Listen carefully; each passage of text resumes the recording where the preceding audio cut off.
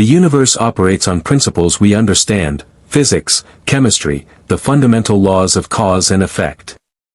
Warp drive bends spacetime through controlled matter-antimatter reactions. Transporters convert matter to energy and back again. Even the seemingly impossible, the Borg, temporal anomalies, can be analyzed, categorized, understood. But what happens when something arrives that defies every sensor, every theory, every rational explanation the Federation has built over centuries of exploration?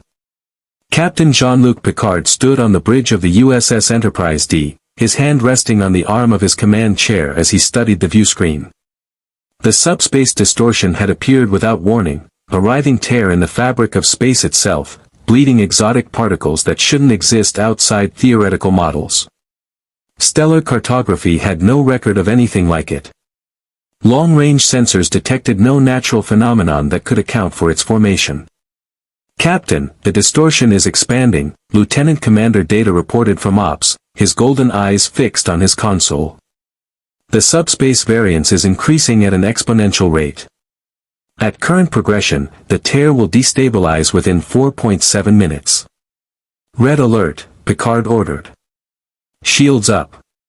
Move us to a safe distance, ensign." The Enterprise banked away from the phenomenon, but before they could reach minimum safe distance, something emerged from the tear, not a ship, exactly, but a craft unlike anything in Starfleet's database. Sleek, aerodynamic in a way that suggested atmospheric flight rather than space travel, trailing energy signatures that made the science station erupt in confused chirping. "Captain, I'm reading 4 humanoid life signs aboard that vessel," Worf announced from tactical, his deep voice carrying an edge of suspicion. "Life support is failing. Hull integrity at 62% and dropping." "Hail them," Picard commanded. Static filled the bridge speakers, then a voice, human, male, strained with urgency. "Repeat, this is Reed Richards of the Fantastic Four. Our dimensional stabilizers are offline. We're losing structural integrity. If anyone can hear this." The transmission cut off as the craft listed violently. On the view screen, Picard could see sections of the hull beginning to glow with atmospheric friction despite being in the vacuum of space, an impossibility that his engineer's mind immediately flagged as critical. "Their vessel is generating its own localized atmosphere," Data observed, fascination coloring his usually neutral tone. "The energy expenditure required would exceed the output of a Galaxy-class warp core." "We don't have time for analysis," Picard said. "Transporter room, lock onto those life signs and beam them directly to sickbay. Emergency medical protocols." "Aye, sir." Energizing. The stranger's craft exploded 3 seconds later, not from weapons fire, but from catastrophic containment failure. The subspace tear collapsed in on itself, leaving nothing but dissipating exotic particles and 4 very confused individuals materializing in the Enterprise's sickbay. Dr. Beverly Crusher was already scanning the first patient when Picard arrived, a massive figure covered in orange, rock-like plating that her tricorder insisted was organic tissue. The being's eyes opened, surprisingly human despite the monstrous exterior. "Where?" the rock-covered man began, his voice a gravelly rumble. "What happened to the ship?" "You're safe," Crusher assured him, though she kept a cautious distance. "You're aboard the USS Enterprise." "I'm Dr. Beverly Crusher." "Can you tell me your name?" "Ben Grimm." He sat up slowly, the biobed creaking under his weight. "The others, Reed, Sue, Johnny." "All here," Crusher confirmed, gesturing to the other biobeds. Picard took in the scene, a woman with blonde hair whose body seemed to flicker in and out of visibility, causing his eyes to water. A young man whose skin radiated heat that the environmental controls were struggling to compensate for, and a tall, distinguished-looking man whose body stretched unnaturally as he reached toward his companions, his arm extending 3 meters before snapping back to normal proportions. The stretching man, Reed Richards, locked eyes with Picard. "You saved us." "Thank you. But I need to know, what universe is this? What year? And do you have the technology to create a stable dimensional gateway?" Picard exchanged a glance with Crusher. In 25 years of Starfleet service, he'd encountered shapeshifters, energy beings, and creatures that defied classification. But 4 humans with powers that violated known physics, asking about dimensional travel as casually as one might ask for directions. This was going to require more than first contact protocols. I think, Picard said carefully, we have a great deal to discuss. Welcome to the 24th century. Welcome to the United Federation of Planets. The woman, Sue Storm, judging by context, became fully visible, her force field dissipating with a shimmer that made every sensor in sickbay spike. Federation. We're not in our universe anymore, are we? That, Picard admitted, remains to be determined. If you want to see more characters enter the Star Trek universe, hit that subscribe button and drop the name of a character you'd want to see in the comments below. Live long and prosper. The rock-covered man, Ben, let out a long, weary sigh. Not again. Reed, please tell me you didn't break reality this time. Reed Richards' expression suggested he wasn't entirely sure he hadn't. And somewhere in the vast darkness between stars, sensors across the quadrant had already detected the impossible energy signatures. The Romulans were listening. The Ferengi were calculating profit margins. And in the cold, mechanical consciousness of the Borg collective, 4 new designations had just been created. The Fantastic Four had arrived in the Star Trek universe. The question wasn't whether they could survive here. It was whether the universe could survive them.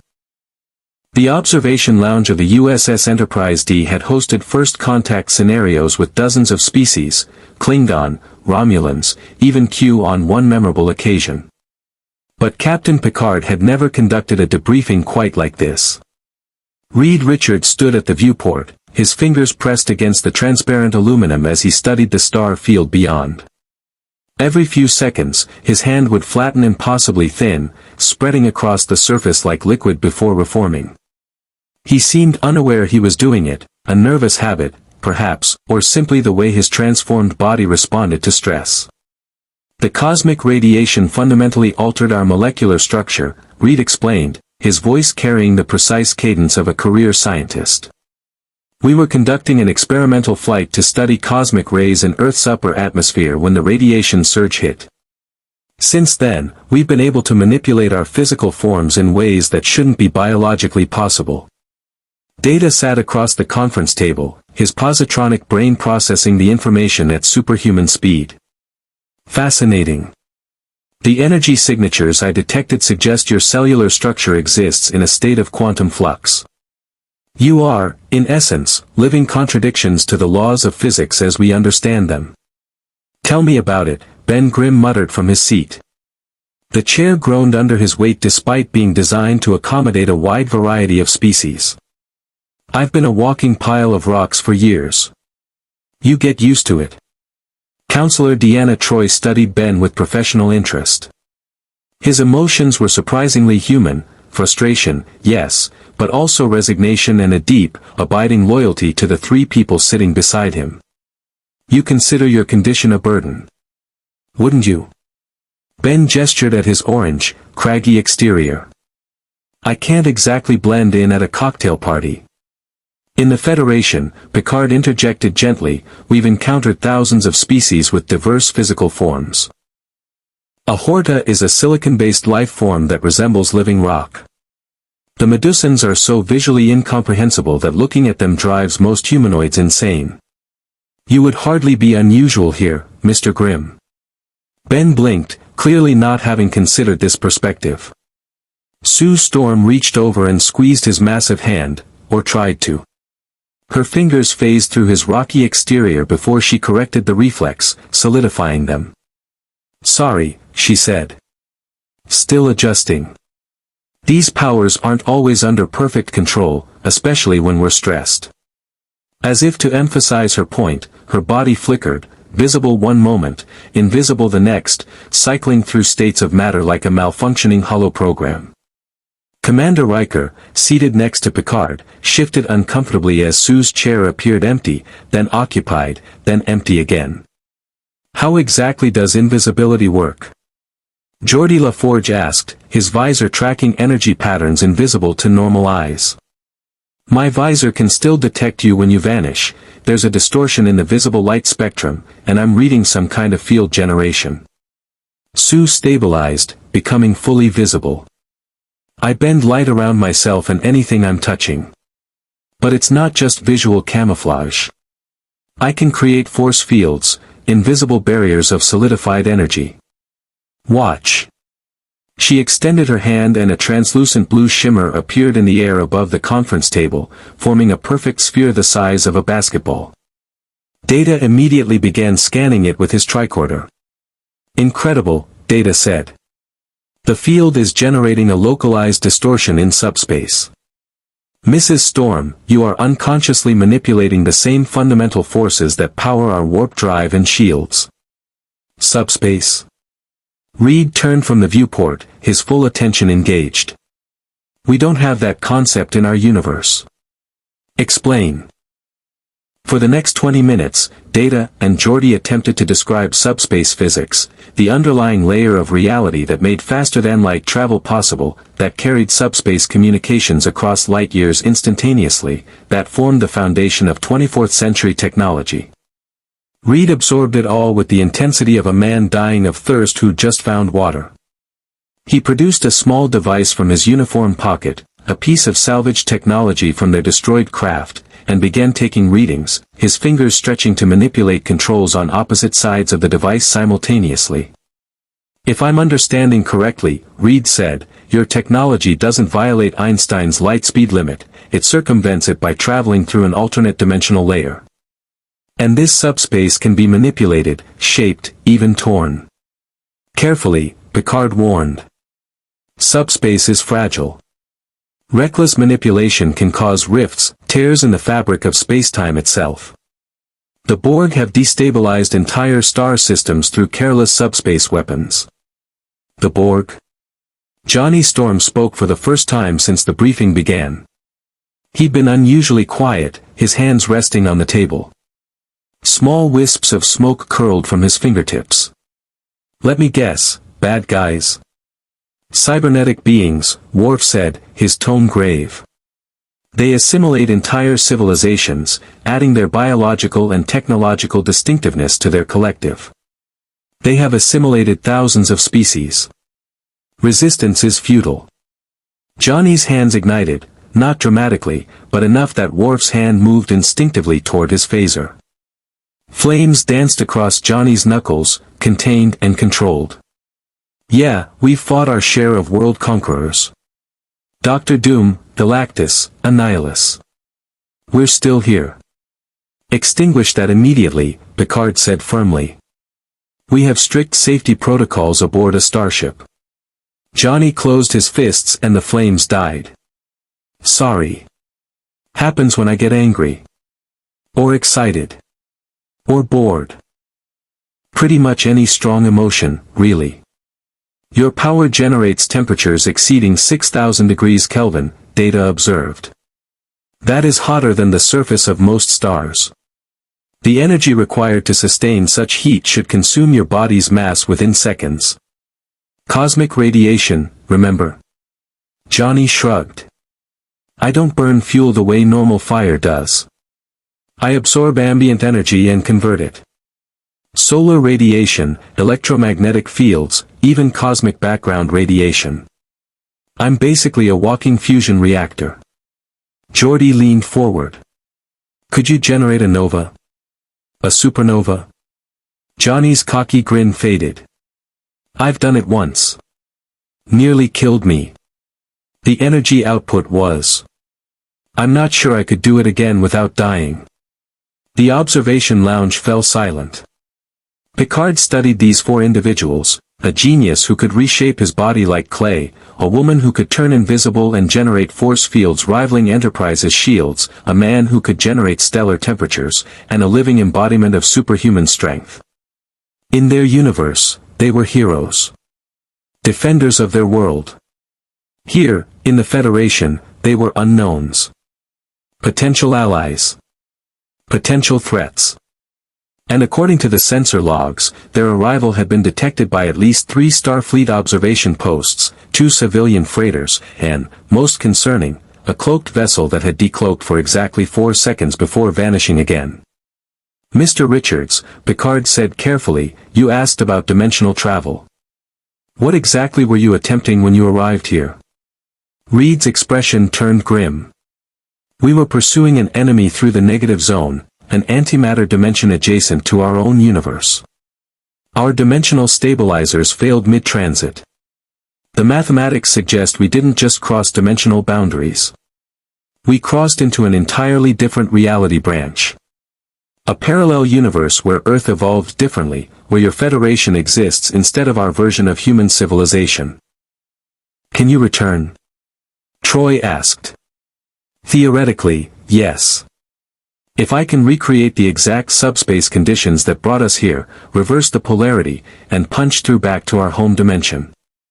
Reed met Picard's eyes.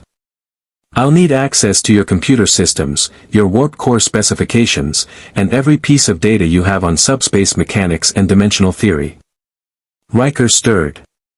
Captain, that's classified information. Federation security protocols. I understand your concerns, Commander, Reed interrupted. But my family is stranded in your universe.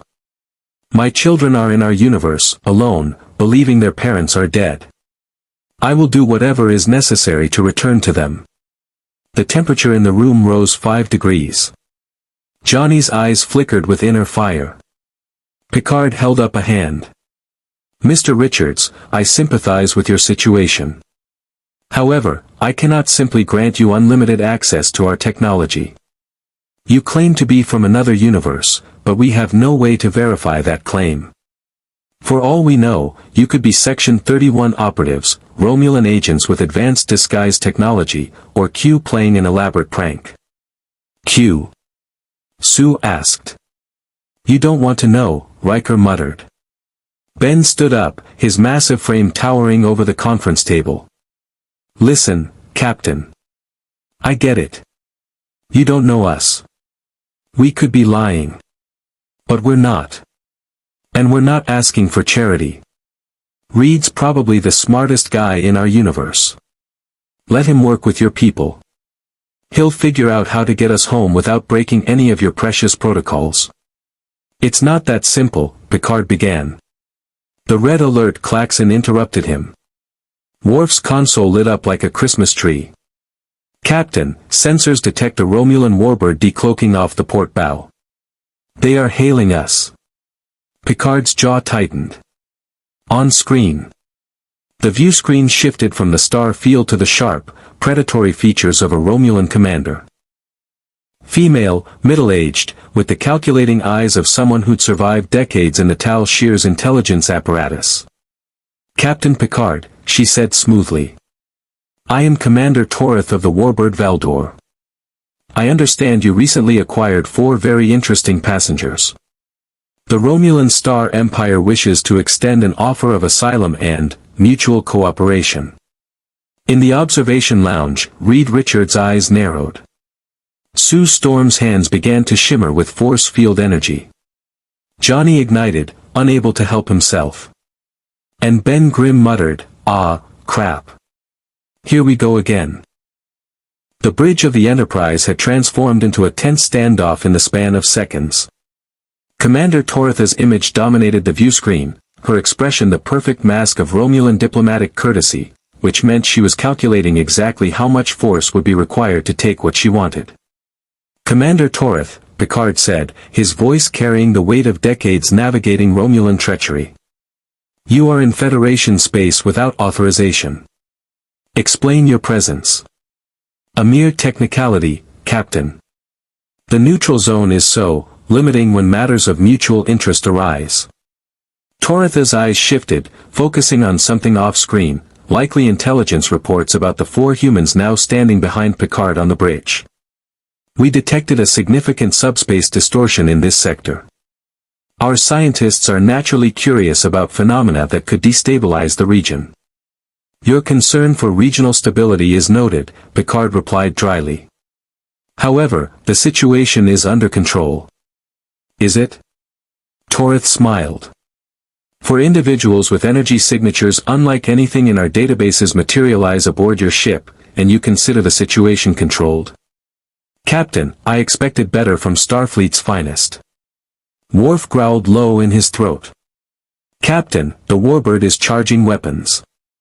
A precaution only, Torith said smoothly. Captain Picard, let us dispense with the diplomatic theater. The Tal Shiar has been monitoring your communications. We know these four possess abilities that defy conventional physics. We know one generates temperatures rivaling stellar cores. We know another can become undetectable to sensors. The Star Empire has a proposition: surrender them to our custody for study, and we will share any discoveries with the Federation. We're not cargo to be traded, Sue Storm said sharply, stepping forward. Her body flickered invisible and back again, a visual punctuation to her words. Reed placed a hand on her shoulder, a hand that stretched back from 2 meters away. Sue, let the captain handle this. But Johnny Storm was already igniting, flames crawling up his arms like living serpents. I've got a proposition for the Romulans. How about they back off before I turn their ship into a very expensive piece of scrap metal? Johnny, flame off, Reed commanded.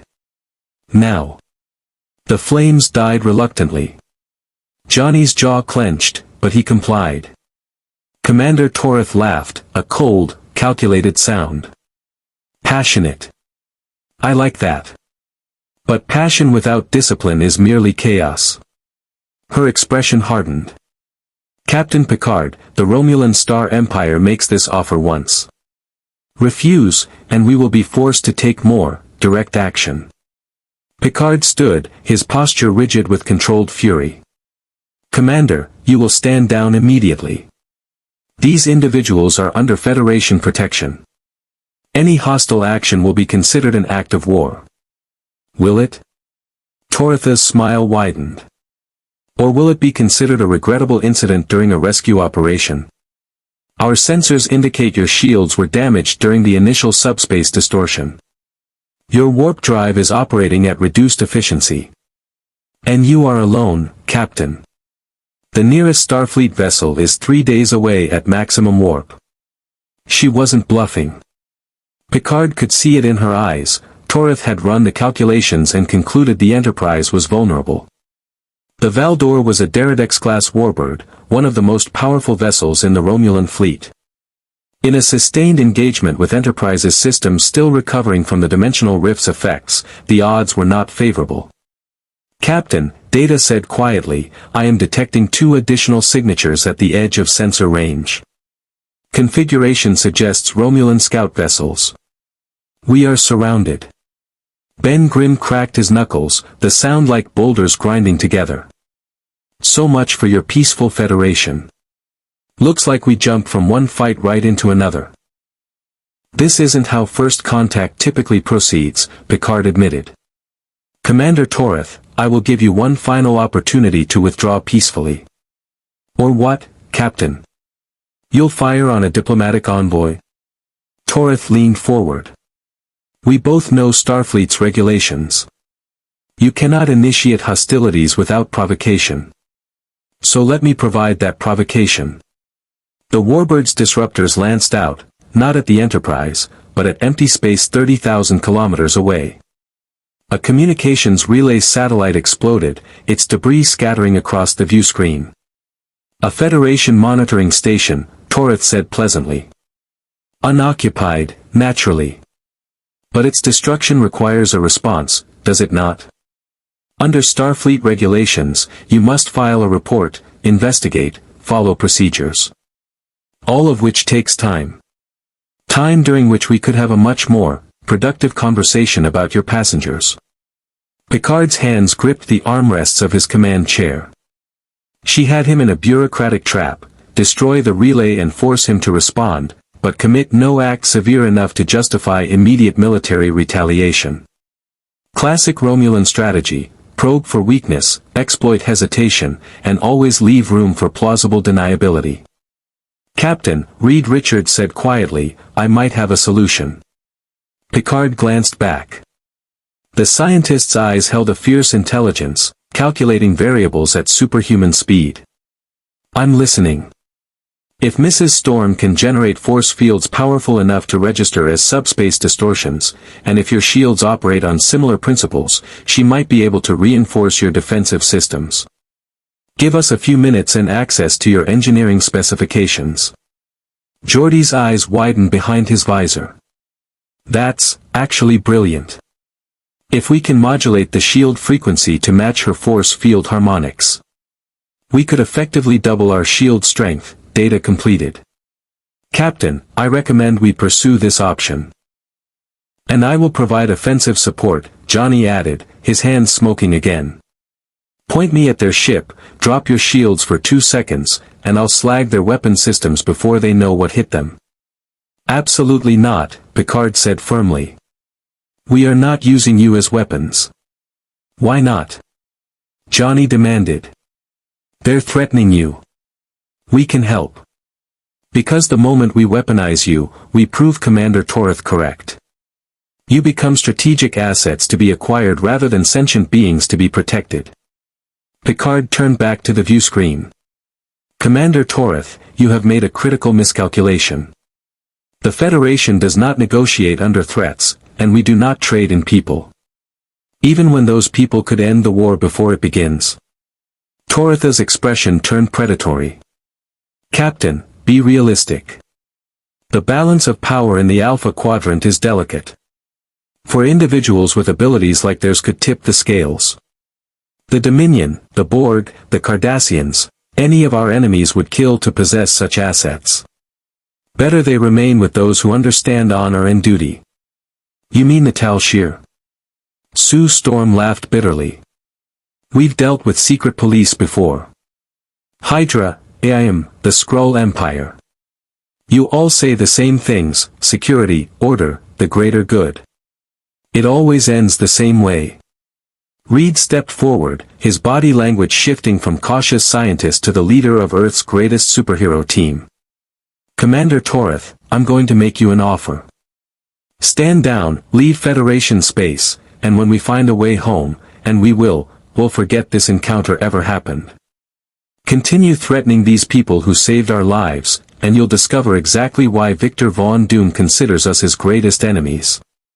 The bridge fell silent. Even Picard hadn't expected such a direct challenge. Torith studied Reed for a long moment. Intriguing. You possess no weapons, yet you threaten a warbird. Either you are suicidally arrogant or you genuinely believe you could damage my vessel. Which is it, Mr. Richards? I've calculated 47 different ways to disable your ship using nothing but the resources currently on this bridge, Reed said calmly. Would you like me to enumerate them? Fascinating. Toritha's smile never reached her eyes. You think like a Romulan, Mr. Richards. Perhaps you would be better suited to our empire than the Federation's naive idealism. I think, Reed replied, like a man who has spent years protecting his world from threats far worse than one warbird with delusions of adequacy. Worf actually grinned. Toritha's mask slipped for just a moment, revealing cold fury beneath. Very well, Captain Picard. We will withdraw. For now. But know this, the Tal Shiar does not forget. And we do not forgive. These four are now persons of interest to the Romulan Star Empire. Wherever they go, we will be watching. The view screen went dark. The warbird began a slow, deliberate turn, its impulse engines glowing green against the blackness of space. The two scout vessels uncloaked just long enough to be counted, then vanished into the darkness. They're withdrawing, Worf confirmed. Moving back across the neutral zone. Picard exhaled slowly. Maintain yellow alert. Mr. Data, continuous scans for cloaked vessels. Aye, sir. The captain turned to face the Fantastic Four. Reed Richards met his gaze evenly, unafraid. Sue Storm still shimmered with barely contained force field energy. Johnny's hands trailed smoke. And Ben Grimm simply stood there, immovable as a mountain.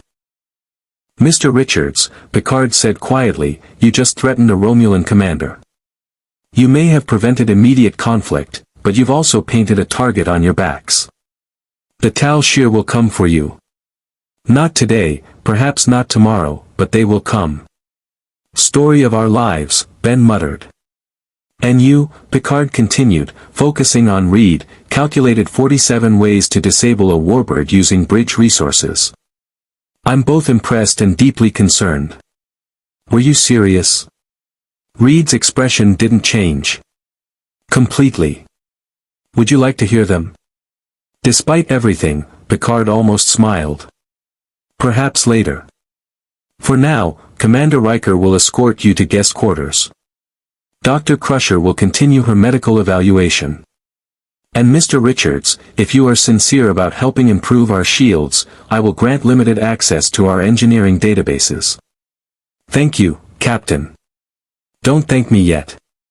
You've just entered one of the most complicated political landscapes in the galaxy. The Romulans know about you now, which means the Klingon will know within hours. The Ferengi will hear rumors. And if the Borg detect your energy signatures? Picard shook his head. Mr. Richards, I hope you find your way home quickly. For all our sakes. As the Fantastic Four filed into the turbolift with Riker, Picard sank back into his command chair.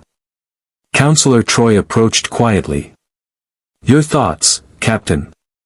I'm thinking, Picard said, that these four may be heroes in their universe. But here, there's something much more dangerous.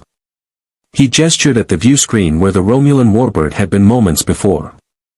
Their leverage. And in the Alpha Quadrant, leverage starts wars.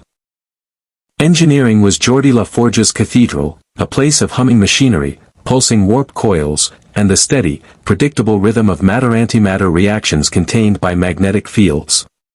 He understood this space. He could read the Enterprise's systems through his visor like sheet music, seeing energy flows and structural stresses that others could only imagine. Reed Richards was rewriting the score. Fascinating, Reed murmured, his elongated neck stretching upward to peer into an access panel 3 meters above the deck. His head remained at normal height while his neck extended like a periscope. Your dilithium crystal matrix creates a controlled fracture in subspace, allowing the warp field to form. But the energy bleed-off is inefficient, you're losing almost 15% to harmonic resonance. Geordi adjusted his visor, trying to process what he was seeing. Reed's body had essentially ignored the laws of human anatomy, extending portions of himself to examine systems from multiple angles simultaneously. One arm stretched to a far console, fingers dancing across controls, while his other hand manipulated a tricorder nearby. His torso remained at the main engineering station. We know about the harmonic loss, Geordi said, pride stinging slightly. But the trade-off gives us better stability at high warp factors. Unnecessary trade-off, Reed replied, his neck contracting as he returned to normal proportions. If you modulated the field geometry using a rotating tetrahedral configuration instead of the standard ellipsoid, he pulled out a PADD and began sketching equations at superhuman speed. You'd increase efficiency by 12% and improve stability by 7%. Data, observing from across the engineering bay, tilted his head. Mr. Richards, you have been aboard the Enterprise for exactly 4 hours and 17 minutes. In that time, you have absorbed our technical manuals, understood our warp field dynamics, and proposed a fundamental redesign of our propulsion system. Your cognitive processing speed rivals my own. The cosmic radiation didn't just change my body, Reed said absently, still calculating. It enhanced my neural plasticity. I can process information, form connections, see patterns that normal humans miss. It's a blessing and a curse. I can solve problems others can't, but I also see every problem that exists. Every flaw. Every potential failure point. He looked up from the PADD, his expression haunted. Including the 43,722 ways my decision to fly into that cosmic storm destroyed my family's normal lives. The engineering bay fell silent except for the warp core's steady pulse. Mr. Richards, Data said carefully, I have observed human psychology extensively. Guilt is a common emotional response to unintended consequences. However, dwelling on past decisions. I'm not dwelling, Commander. I'm calculating. Analyzing. Planning how to fix what I broke. Reed handed the PADD to Geordi. Here are the shield modifications Sue and I discussed. If you implement these changes and she generates her force fields at precisely the right frequency, your shields will be approximately 187% more effective against Romulan disruptors. Geordi scanned the calculations. This is extraordinary work. But it's also incredibly risky. If Sue's force fields destabilize at the wrong moment, they won't. She has perfect control at quantum level. I've measured her field strength down to individual photons. Reed's tone carried absolute certainty. Trust me, Commander. I know my wife's abilities better than I know my own. That's sweet, Sue Storm said, materializing next to them. Literally materializing, she'd been invisible, standing there the entire time. Geordi jumped despite himself. But you're wrong about the quantum level thing.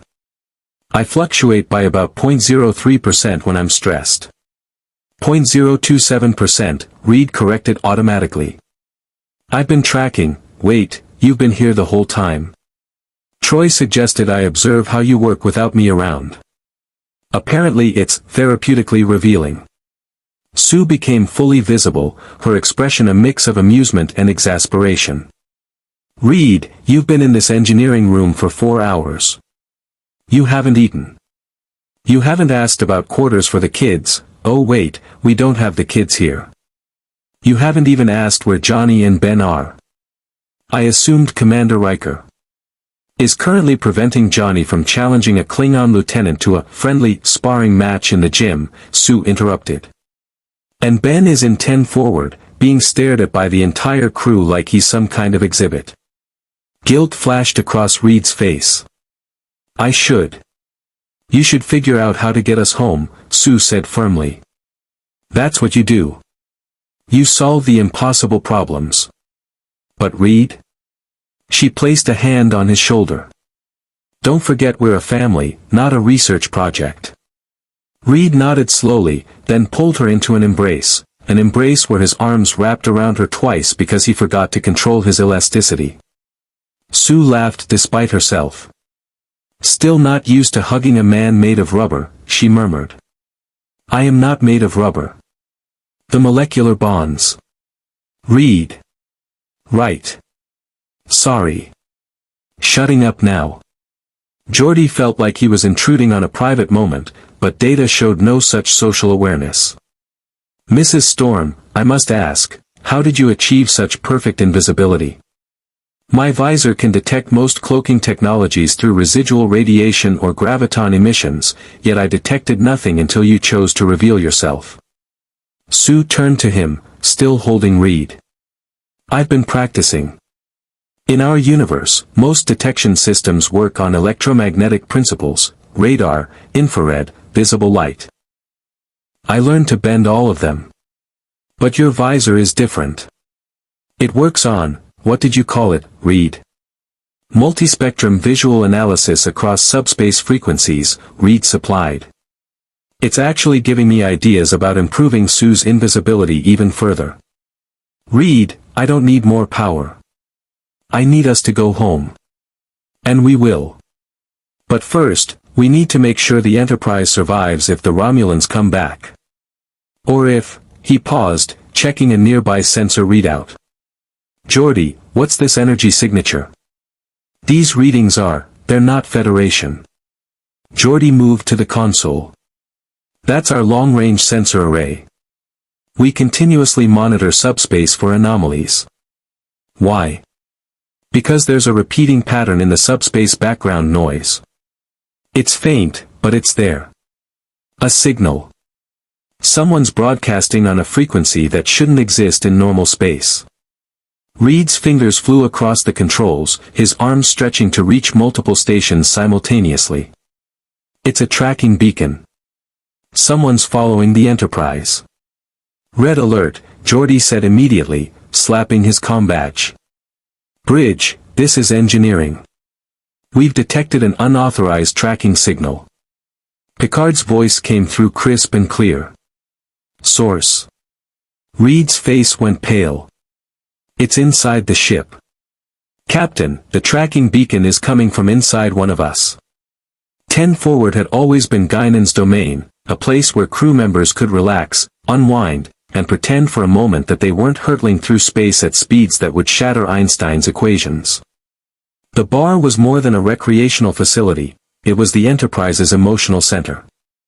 Right now, it was a circus. Ben Grimm sat at a reinforced table, the standard furniture had collapsed under his weight, surrounded by curious crew members maintaining a careful distance.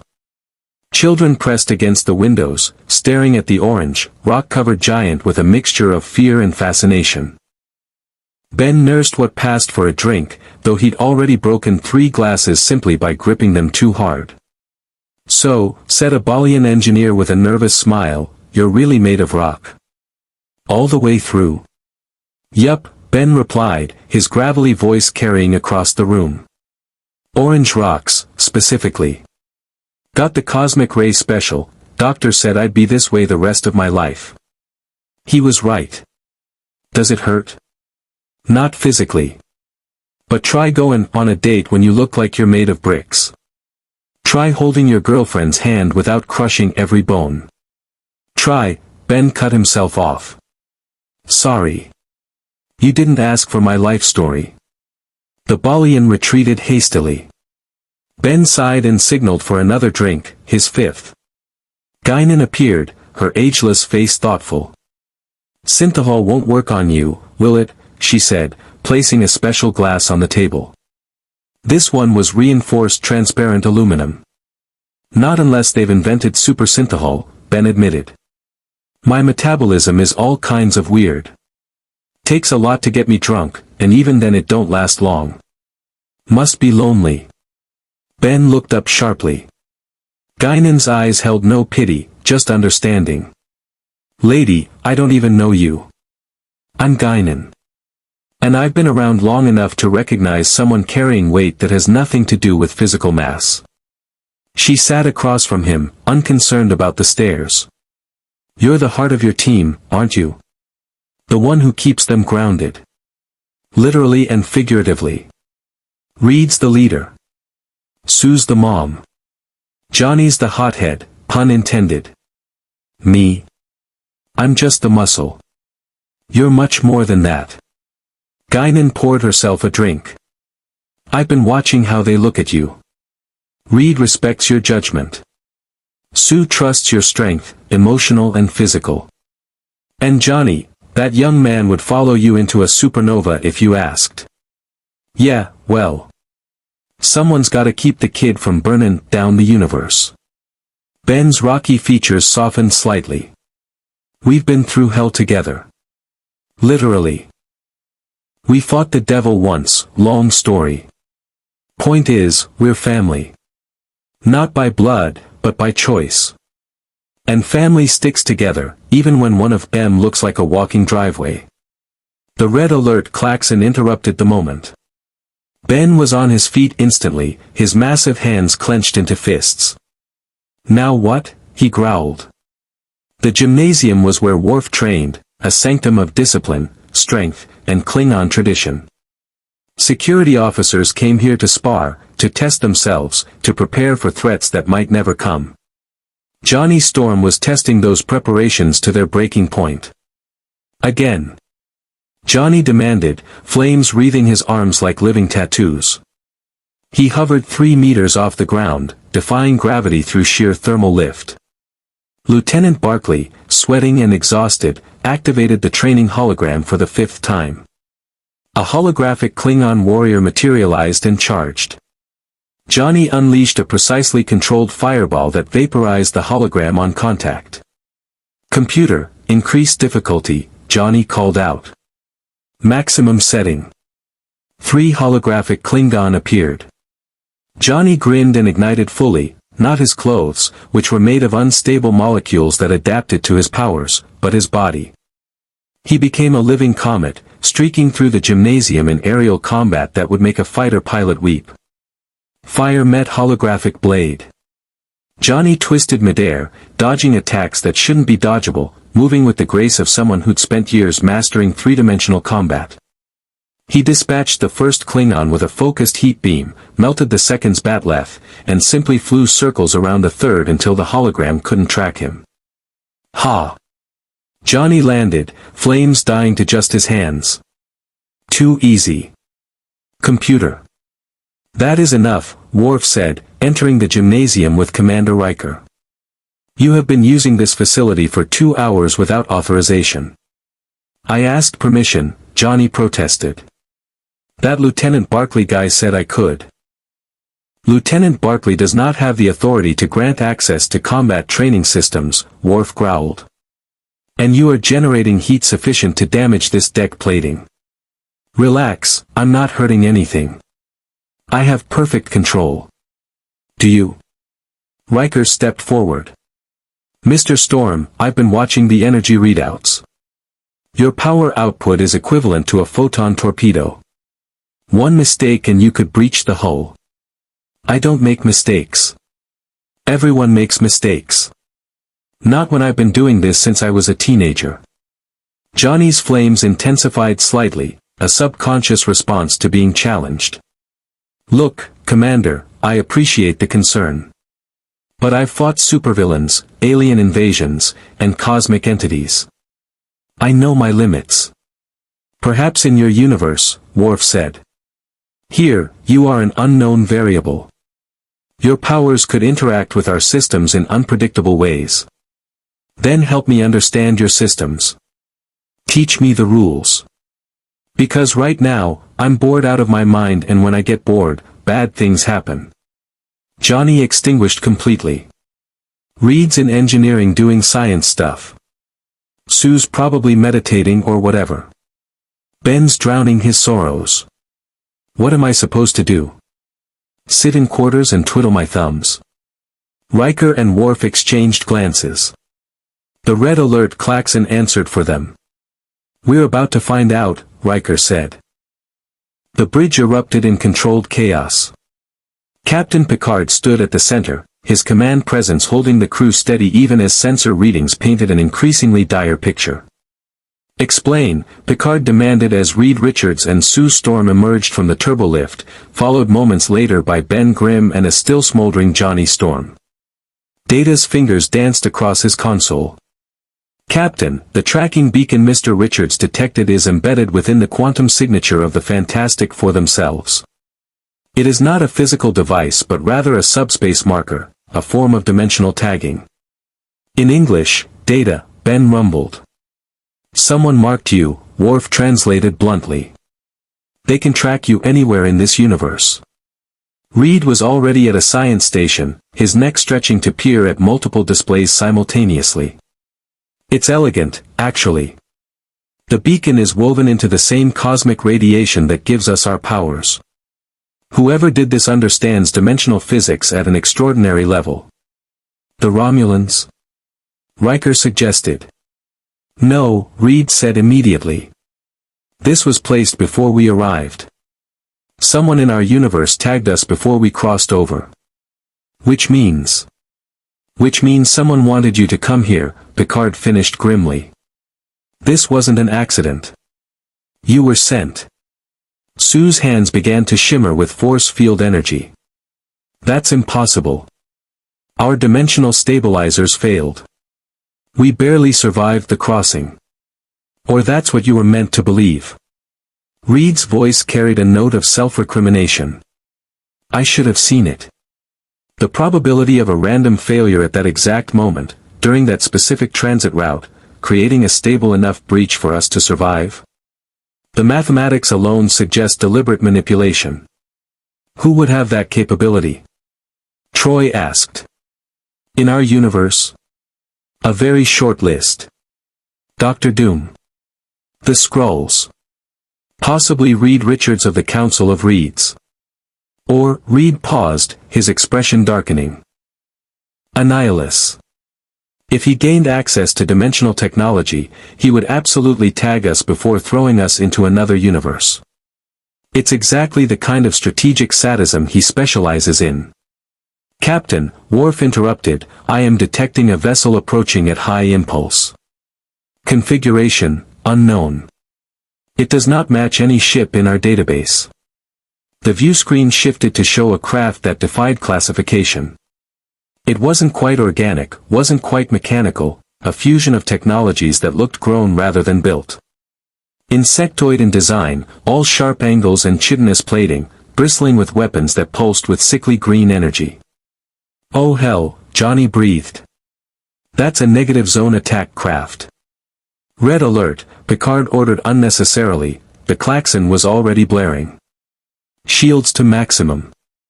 Hail them. Static filled the comm channel, then a voice, if it could be called a voice. It sounded like thousands of insects clicking in unison, forming words through sheer numbers rather than any vocal cords. Fantastic Four. Your presence has been detected. Annihilus, Lord of the Negative Zone, claims this universe by right of conquest. Surrender and your deaths will be swift.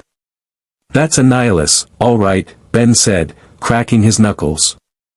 Subtle as a brick through a window. Captain, that vessel is charging weapons, Worf reported. Recommend evasive maneuvers. Mr. Data, analysis. Data's golden eyes never left his console. The vessel operates on principles inconsistent with known technology. Its power source appears to be antimatter-based, but configured in ways that violate our understanding of matter-antimatter interactions. Estimated weapons yield.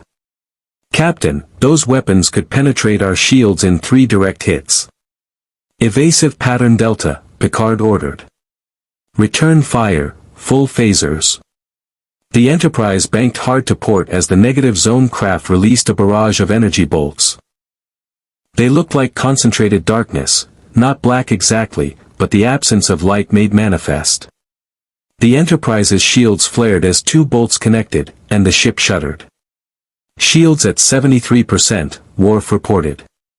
Returning fire. Phaser banks unleashed brilliant orange beams. They struck the insectoid craft dead center and dissipated harmlessly against its hull. No effect, Worf growled. Their armor is absorbing our weapons. Of course it is, Reed muttered, already calculating. Negative zone matter has opposite polarity to positive matter. Your phasers are designed for this universe's physics. They're not just ineffective, you're probably feeding energy to its shields. Then what do you suggest? Picard demanded as another volley of dark energy slammed into the Enterprise. Let us handle it, Johnny said, already moving toward the turbolift. That thing is from our universe. We know how to fight it. Absolutely not. This is a Starfleet vessel. That's about to be a Starfleet debris field. Johnny's hands ignited. Captain, with respect, your weapons don't work.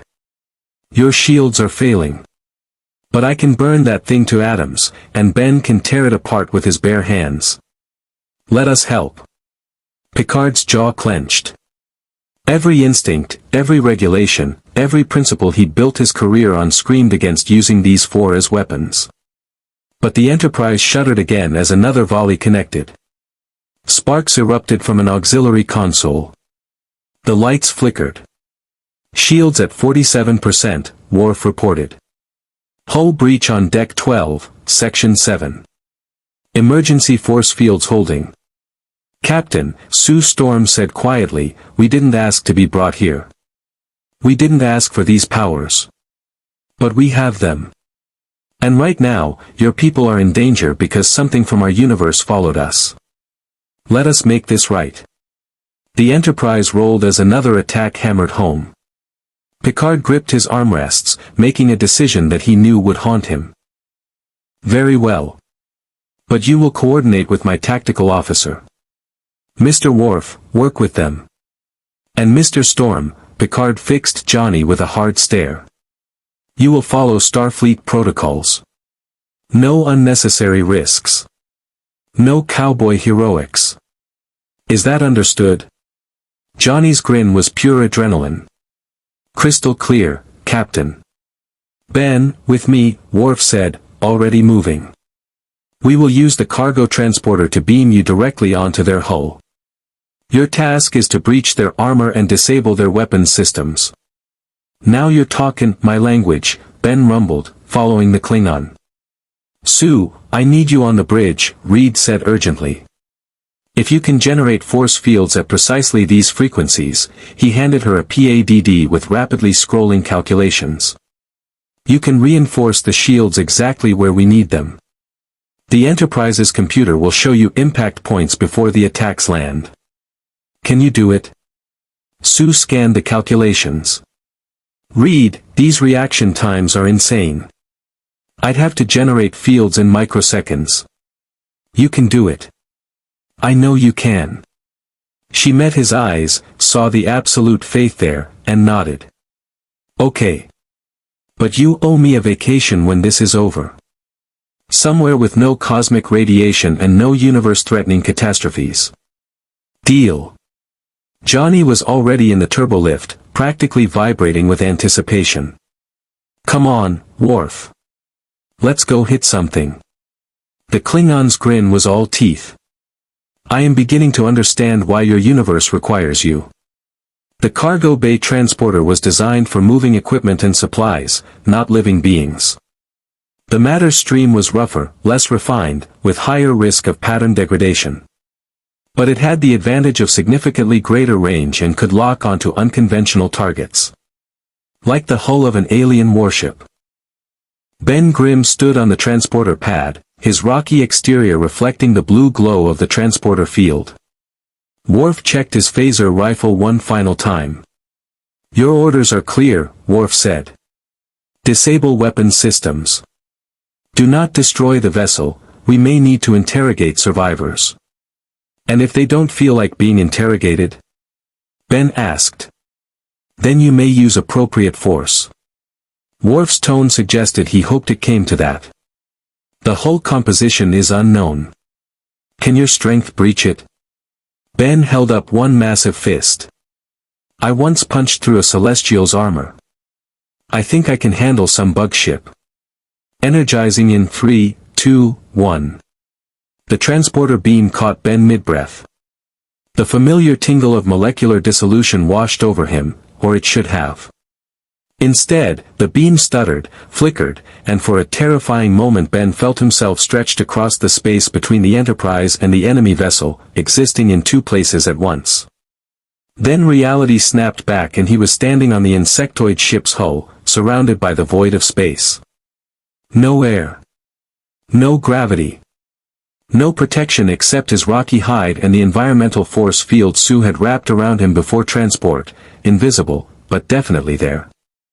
Ben could feel it tingling against his skin like a second epidermis. Ben, can you hear me? Sue's voice came through the communicator embedded in the force field. Your vitals are stable. The field is holding. You have approximately 10 minutes of air. Then I better work fast. Ben surveyed the hull. It was biomechanical, pulsing with faint green light beneath its chitinous armor. Disgusting, but not impenetrable. He raised both fists and brought them down like twin sledgehammers. The hull cracked.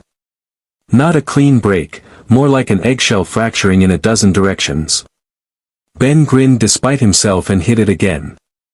And again. On the fifth strike, he punched clear through into the ship's interior. Atmosphere vented in a violent explosion of pressure. Ben grabbed the edges of the breach and pulled, widening the hole with raw strength.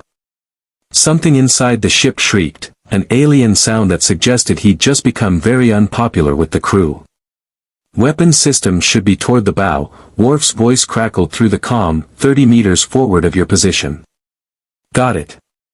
Ben climbed into the breach, Sue's force field shrinking to conserve air. The interior was worse than the exterior, organic walls that pulsed like living tissue, conduits that looked like veins carrying luminescent fluid, and the smell. Even through the force field, Ben could smell something like rotting meat mixed with ozone. "This is officially the grossest ship I've ever been on," Ben muttered, moving forward. "And I once rode inside a space whale." Long story.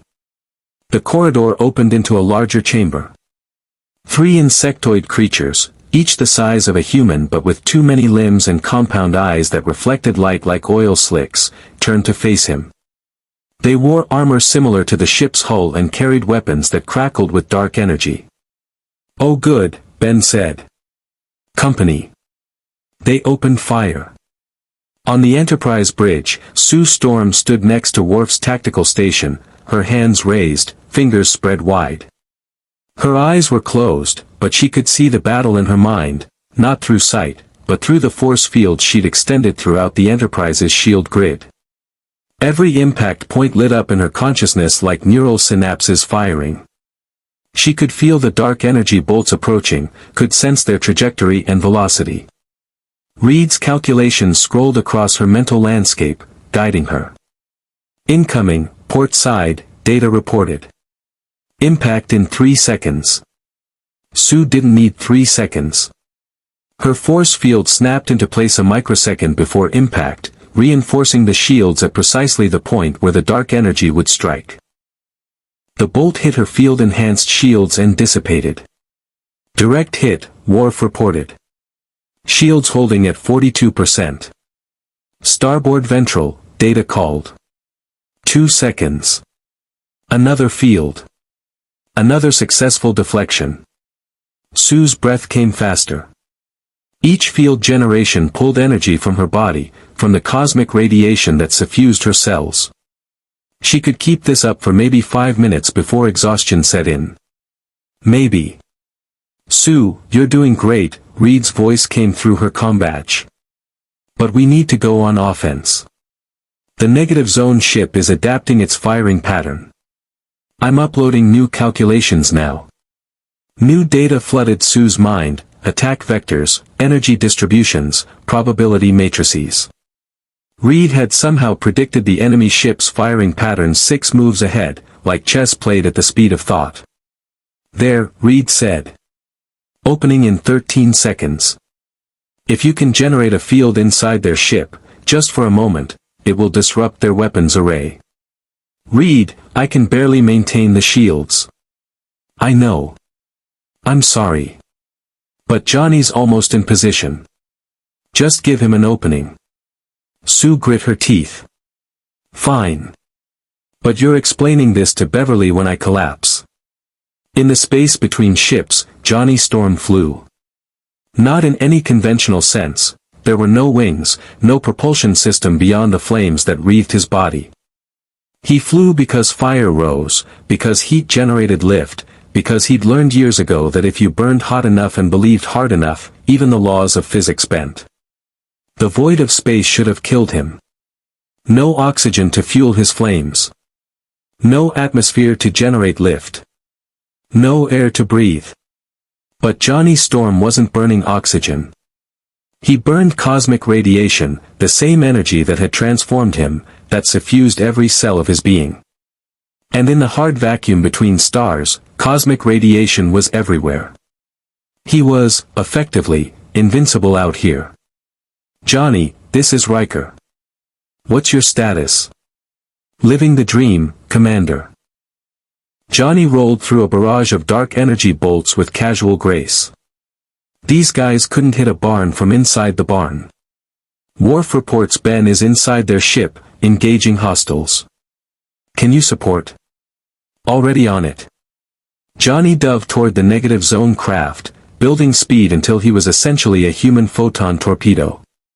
At the last moment, he pulled up, skimming along the hull, superheating the armor until it glowed red, then white, then began to slag. Atmosphere vented from a dozen microfractures. The ship listed, its weapons fire becoming erratic. "Now, Sue." Reed's voice crackled through the comm, "Generate the field now." Johnny felt the change, a pressure in the void where no pressure should exist. Sue's force field materialized inside the enemy ship like an invisible hammer, disrupting systems, crushing equipment, creating chaos. The weapons fell silent. "Got M." Johnny whooped. They're dead in the... The ship exploded. Not the whole vessel, just the aft section, erupting in a gout of green flame and biomechanical debris. Johnny barely had time to shield himself with a thermal barrier before shrapnel peppered his position. Ben! Sue's scream cut through the calm. Ben, respond. Static. Then, impossibly, a gravelly voice, I'm okay. I'm okay. Got blown clear of the ship before it went boom. Sue, little help getting back. Johnny spotted him, a tumbling orange figure against the star field, spinning away from both ships. I got him, Johnny said, already accelerating. He caught Ben mid-tumble, wrapping him in flames that somehow didn't burn. Damn, Ben. You weigh a ton. All muscle, kid. All muscle. They drifted back toward the Enterprise, the negative zone ship burning behind them, not destroyed, but crippled. Dead in space. On the bridge, Picard slowly released the breath he'd been holding. Get them back aboard. All of them. And someone explain to me what just happened. Reed Richards, his hands shaking slightly from adrenaline, pulled up the sensor logs. What happened, Captain, is that we just barely survived first contact with one of our universe's minor threats. Minor? Riker repeated incredulously. Annihilus commands billions of ships like that one. If he's found a way to cross into your universe. Reed's expression was haunted. Captain, we need to find a way home. Not just for our sake. If Annihilus follows us here, your Federation won't survive the war. The disabled negative zone vessel hung in space like a dying insect, venting atmosphere and fluids that crystallized in the void. Picard had ordered a security team to board and secure any survivors, but what they found wasn't survivors, it was something far more disturbing. Captain, Lieutenant Worf reported from the alien ship, his voice tight with controlled revulsion, you should see this. The view screen shifted to show the interior of the craft. The organic walls pulsed weakly, illuminated by emergency bioluminescence that cast everything in sickly green. But what dominated the image were the pods, dozens of them, lining the corridors like chrysalises. Each pod contained a humanoid figure suspended in translucent fluid. Are those people? Riker asked. Reed Richards leaned closer to the screen, his eyes narrowing. Not people. Not anymore. Those are conversion chambers. Annihilus doesn't just kill his enemies, he transforms them into his soldiers. The Annihilation Wave, he calls it. Every conquered world becomes raw material for his army. You're saying those were Federation citizens? Picard's voice was ice. Or Klingon. Or Romulans. Or whoever Annihilus encountered first in this universe. Reed's hands clenched into fists, normal-sized fists, his power responding to his emotional state by maintaining human proportions. How long have we been here? 4, 5 hours. And he's already started harvesting your people. Data accessed the sensor logs. The negative zone vessel entered our universe approximately 16 hours ago, based on residual subspace distortions. Captain, if Mr. Richards' assessment is accurate, Annihilus had a significant head start before we detected the Fantastic Four's arrival. How many ships? Picard asked quietly. Unknown, Data replied.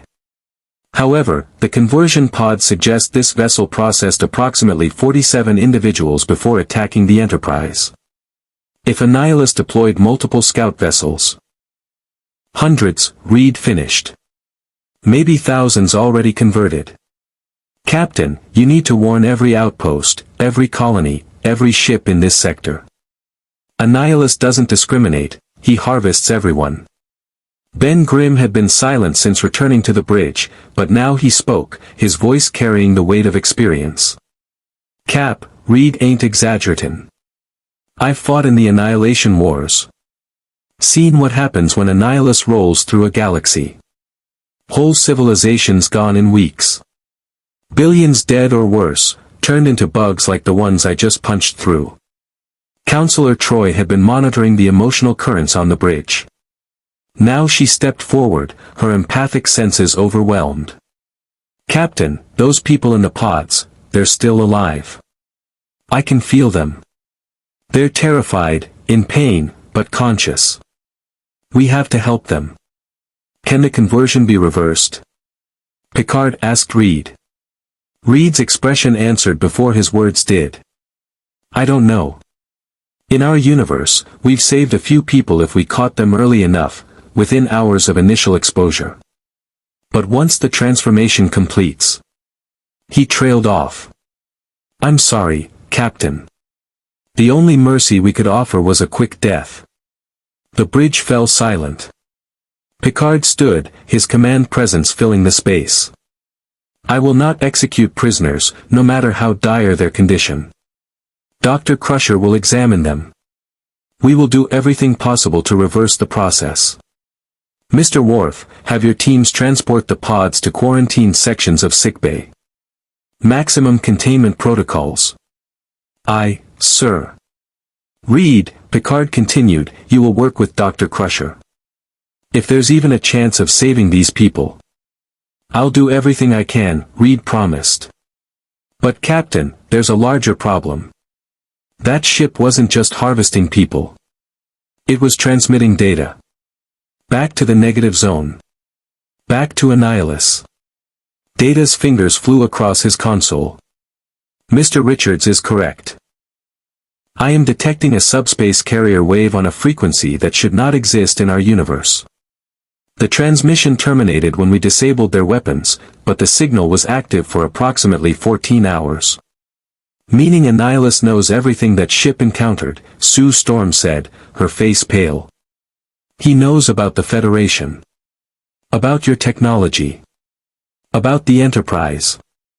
Johnny Storm, who'd been uncharacteristically quiet, finally spoke. "And he knows we're here. Which means he's gonna send more ships. Bigger ships. This was just a scout. How many ships does Annihilus command?" Riker asked.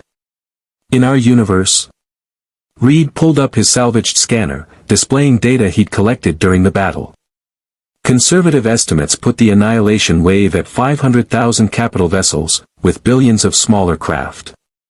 He controls the entire negative zone, an entire dimension dedicated to conquest. Worf's knuckles whitened on his console.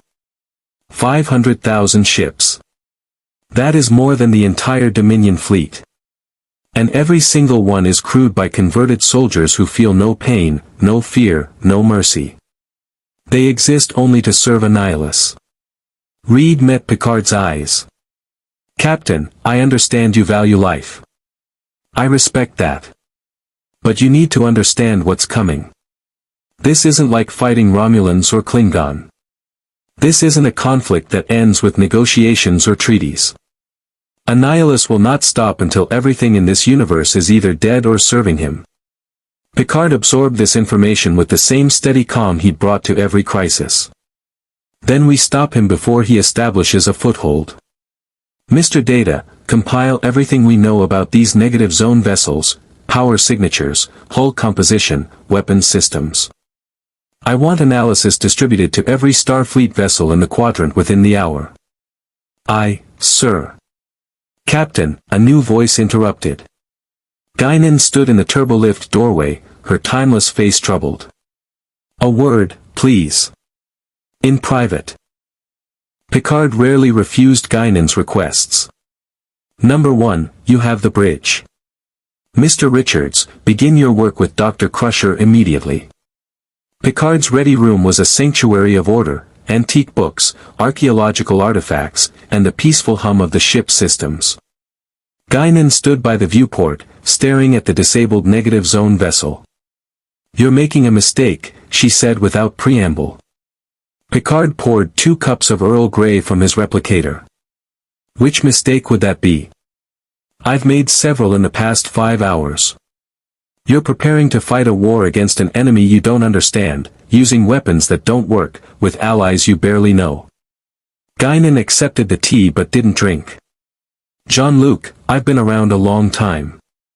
I've seen civilizations rise and fall. And I'm telling you, this isn't your fight. People are dying. People are always dying. You can't save everyone. Guinan's tone was gentle but firm. The Fantastic Four came from another universe. This Annihilus is their problem, from their reality. If you commit the Federation to this conflict, you're risking everything for something that isn't your responsibility. So I should do nothing. Allow Annihilus to harvest Federation citizens. I'm saying you should consider the cost. Guinan finally sipped her tea. Reed Richards is brilliant, yes. But he's also desperate. He'll say anything, promise anything to get your help. And his team, they're used to being Earth's saviors. They solve every problem, fight every threat. But this isn't their Earth. Their methods might not work here. Picard set down his cup. What do you know, Guinan? Really know? I know that dimensional barriers exist for a reason. I know that when you start tearing holes between universes, the consequences ripple in ways even someone like me can't predict. She met his eyes. And I know that the Fantastic Four carry something with them, not the tracking beacon Reed detected. Something deeper. A pattern. Everywhere they go, chaos follows. It's not their fault, but it's real. You're suggesting they're cursed. I'm suggesting they're catalysts. They don't cause disasters, they attract them. Dr. Doom, Galactus, this Annihilus, all of them are drawn to the Fantastic Four like moths to flame. Guinan's voice dropped. Jean-Luc, if you let them stay, if you help them, you're painting a target on the Enterprise. On the entire Federation. Picard considered this. And if I refuse? If I tell them to find their own way home? Then you're still Jean-Luc Picard. Still the captain who makes the hard choices. Guinan smiled sadly. But we both know you won't do that. No, Picard admitted. I won't. Because regardless of the consequences, those people in the conversion pods deserve a chance. And the Federation stands for something. We don't abandon those in need simply because helping them is difficult. Even when helping them might destroy everything you've built. Especially then. Guinan studied him for a long moment, then nodded. Then make sure you're ready for what's coming. Because this won't end with one scout ship. This won't end with Annihilus. The moment you committed to this fight, you opened a door that can't be closed. She left without finishing her tea. Picard stood alone in his ready room, staring at the stars beyond his viewport. Somewhere out there, in the vast darkness, an army was mobilizing. An ancient enemy from another reality, drawn by four heroes who'd never asked to come here. And the Enterprise stood directly in its path. Sickbay had been transformed into a research facility. Dr. Beverly Crusher worked alongside Reed Richards, their approaches to medicine vastly different yet oddly complementary. Crusher relied on tricorders, biobeds, and centuries of Federation medical knowledge. Reed used equipment he'd cobbled together from salvaged components, his elastic body allowing him to multitask in ways that made Crusher's head spin. The conversion process is biological and technological simultaneously, Reed explained, his arms stretched to operate 4 different scanners at once while his head remained at normal height, studying a medical display. Annihilus uses nanoscale machines, smaller than your replicator molecules, to rewrite genetic code at the cellular level. Within hours, the victim's biology is completely restructured. Crusher examined one of the conversion pods they'd beamed aboard. The humanoid inside was unrecognizable, skin turning chitinous, limbs elongating into insectoid appendages, eyes multiplying across the skull. Can we stop the process? In theory, yes. If we can reprogram the nanomachines or destroy them before conversion completes. Reed's fingers danced across a PADD, equations scrolling faster than human eyes could track.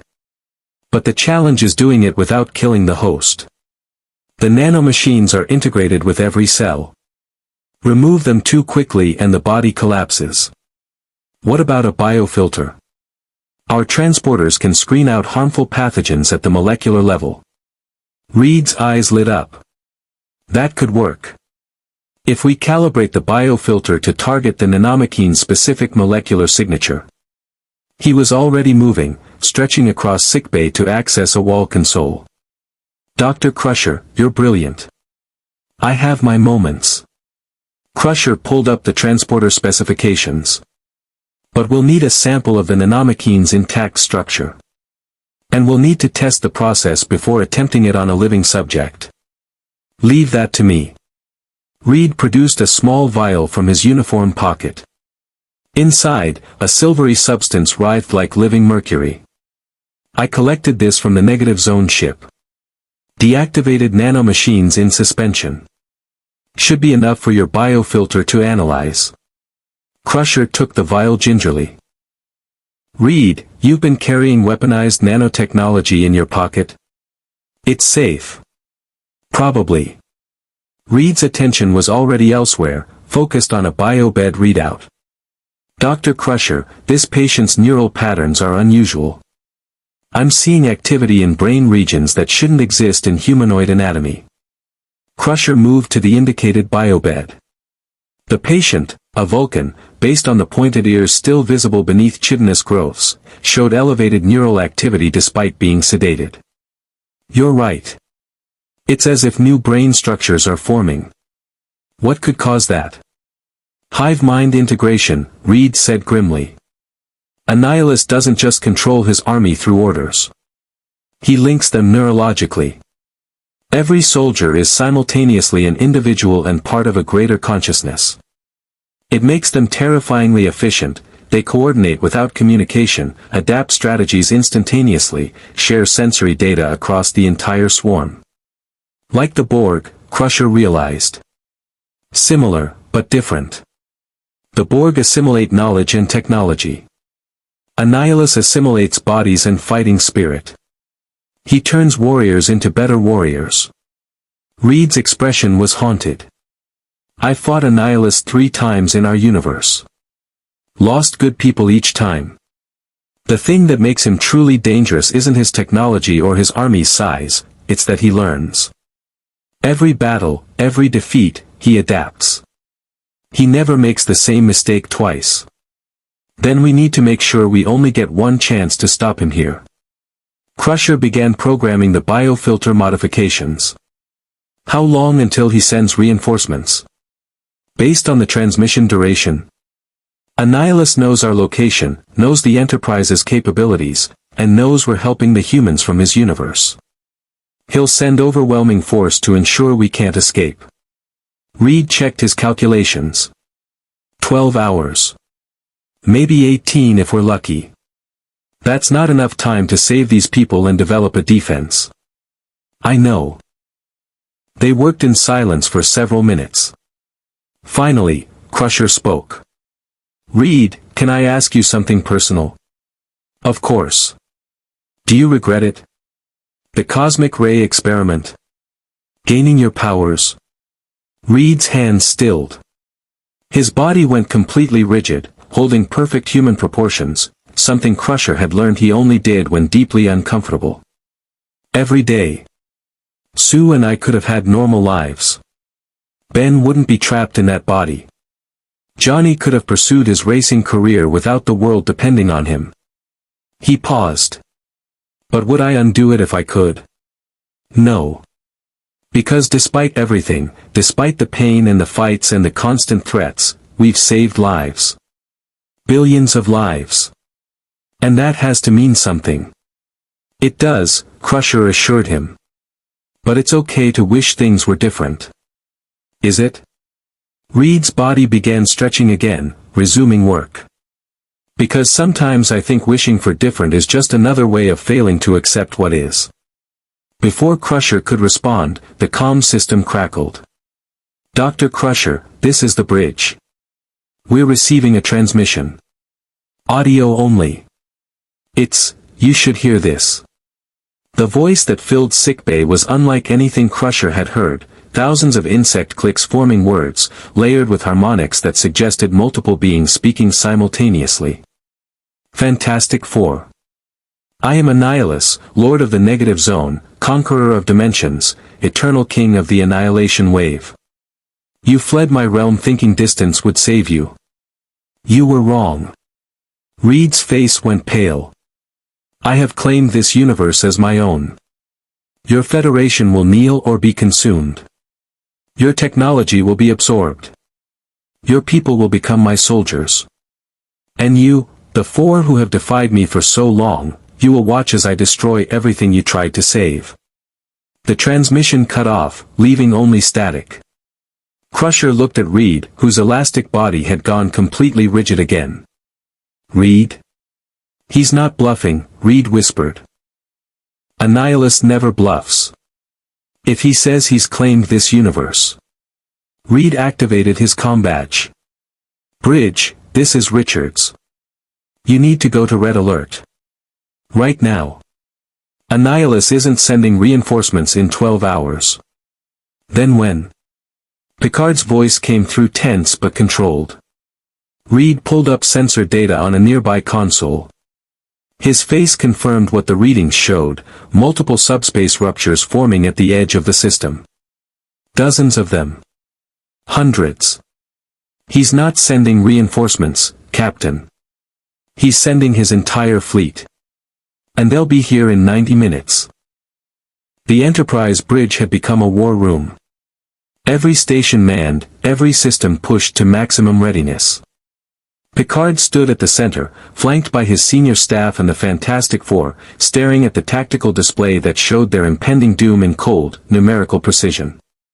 347 subspace ruptures. 347 negative zone vessels emerging into Federation space like a swarm of locusts. Captain, I am receiving emergency transmissions from Starbase 157, data reported. They are under attack by negative zone forces. Casualties mounting. They are requesting immediate assistance. Distance to Starbase 157. Picard asked, though he already knew the answer wouldn't be good. 4.7 hours at maximum warp. Too far. Too slow. Too late. Captain, another transmission crackled through. USS Melbourne reporting negative zone contact. We are engaging, static. Silence. The kind of silence that meant an entire starship and its crew of 700 had just ceased to exist. How is this possible? Riker demanded, staring at the tactical display. We destroyed their scout ship.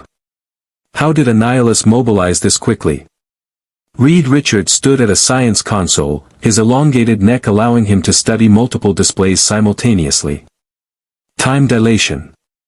The negative zone doesn't experience time the same way as positive matter universes. What was 90 minutes for us could have been days, weeks, even months for Annihilus.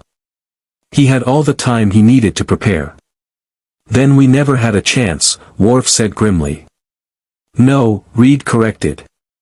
We never had much time. That's different. He pulled up a three-dimensional holographic map of the sector. Negative zone signatures appeared as red dots, spreading like an infection across Federation space. Annihilus is using a standard annihilation wave formation, multiple strike forces hitting strategic targets simultaneously. His goal is to create chaos, prevent unified resistance, and harvest as many bodies as possible before opposition can organize. What are his primary targets?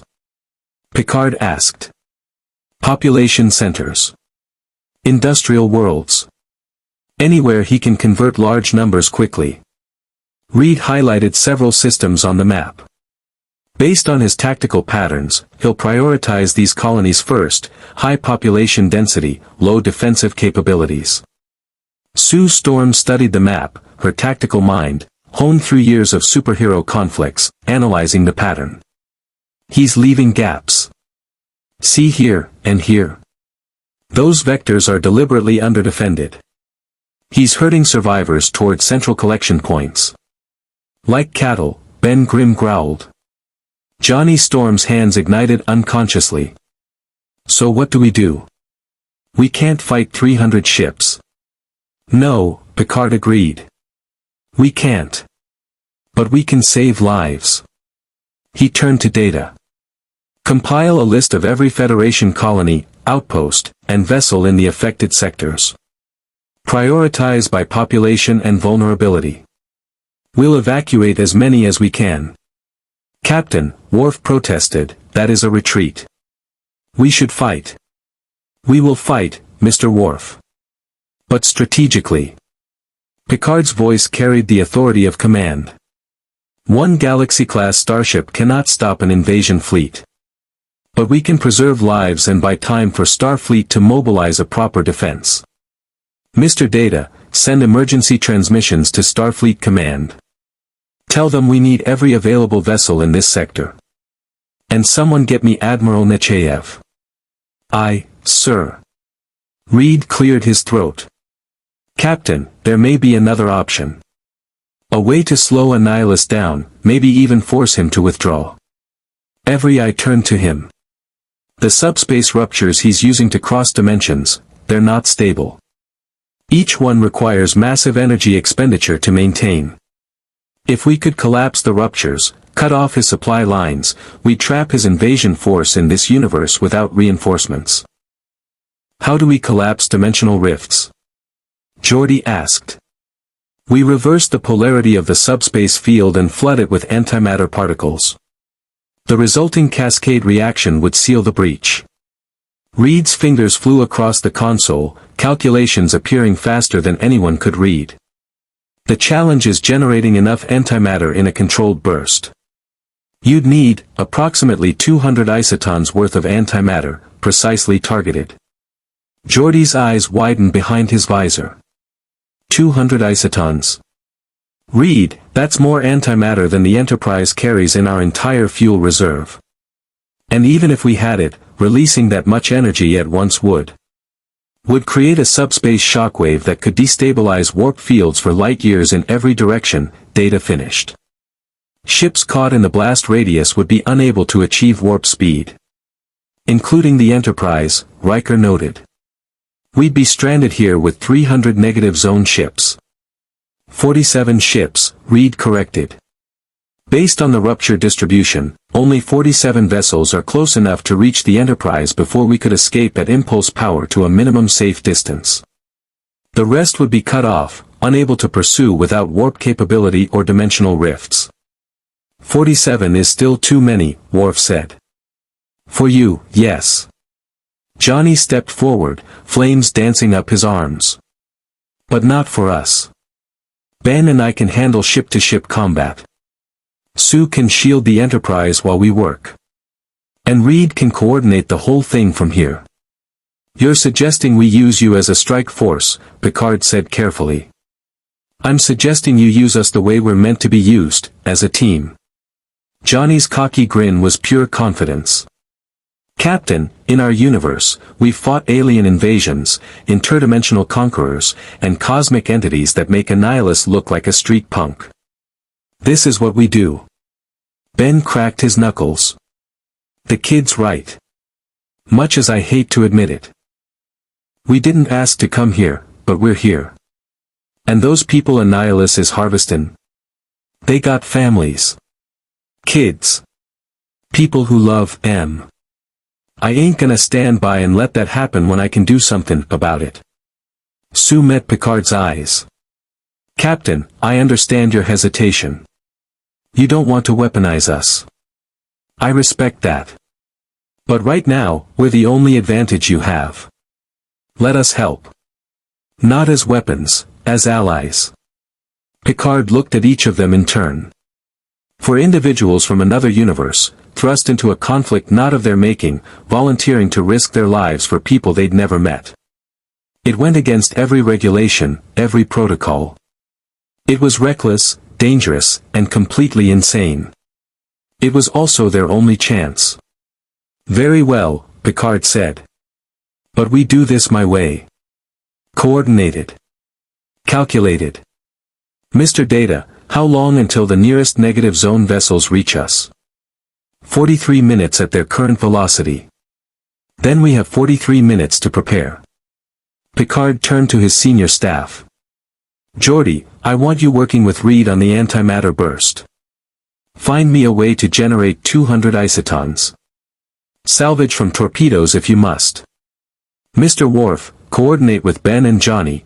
I want targeting priorities for those 47 ships.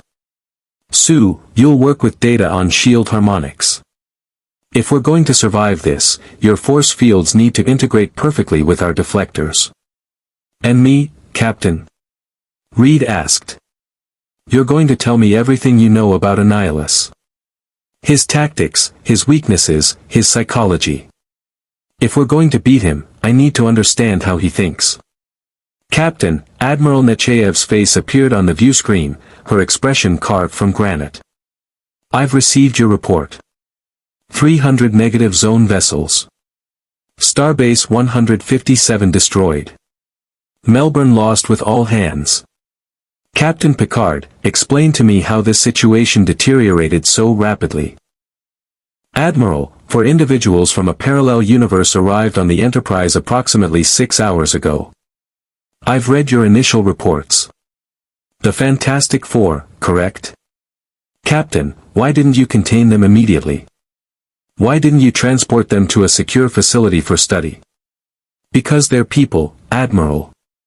Not specimens. They're dimensional anomalies that have brought an invasion force into Federation space. Nechayev's voice could cut beryllium.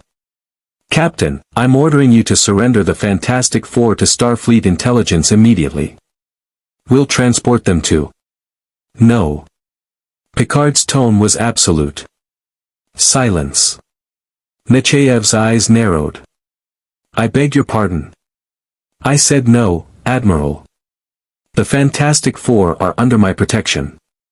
They are refugees, not prisoners.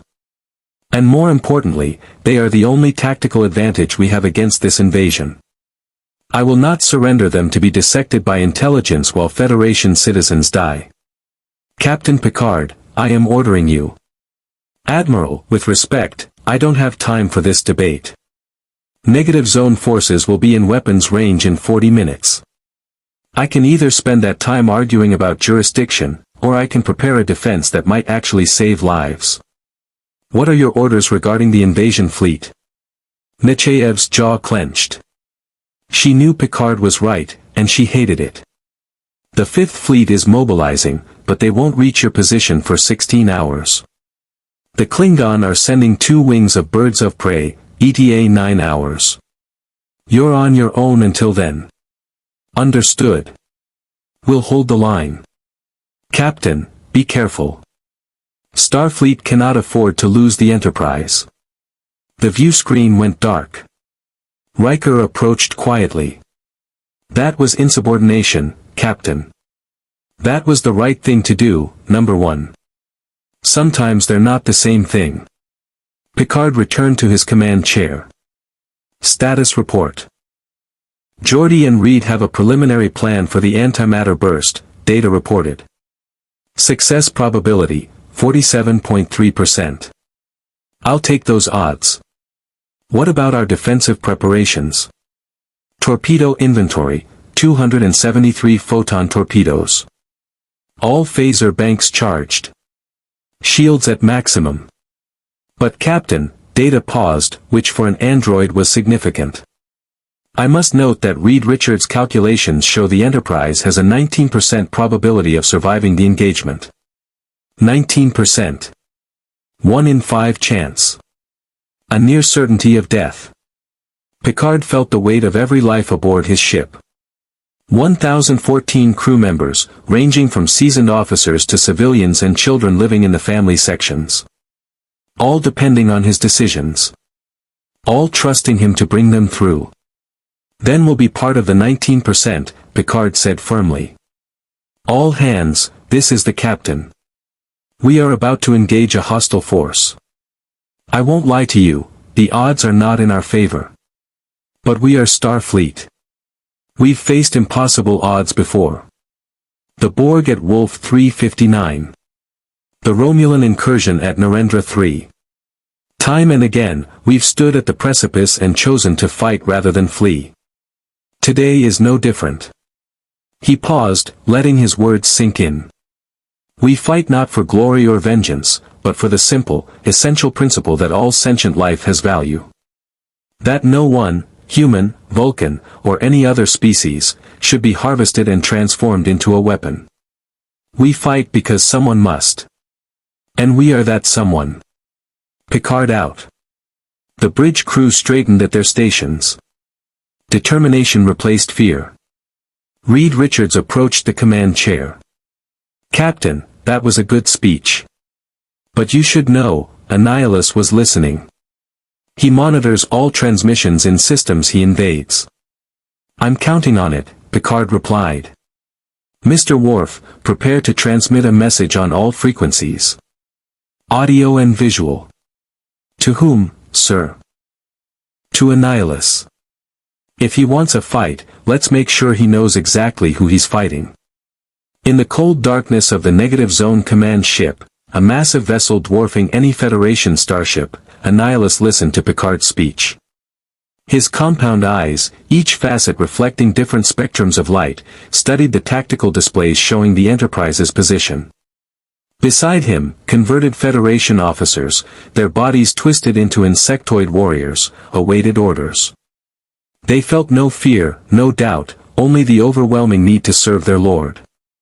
"This Picard," Annihilus clicked, his voice resonating through the hive mind connecting his entire fleet. "He speaks of principles. Of values. Of fighting for something greater than self. Foolish. There is only conquest. Only the strong consuming the weak. Only the Annihilation Wave."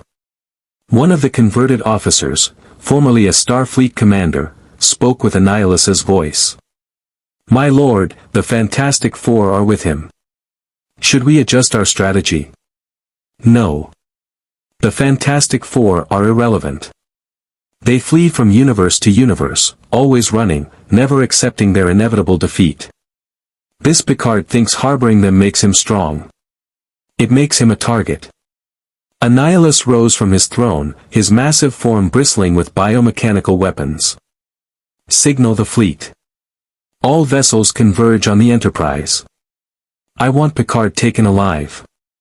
I want the Fantastic Four captured.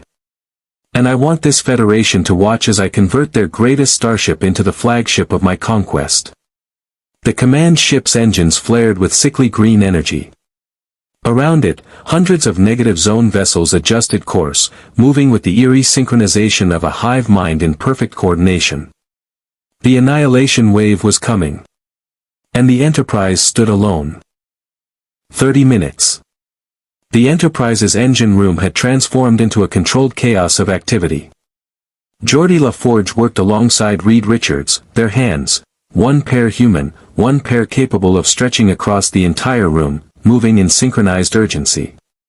"We can't use the warp core's antimatter directly," Geordi explained, his visor tracking energy flows invisible to normal vision. "We need it for propulsion.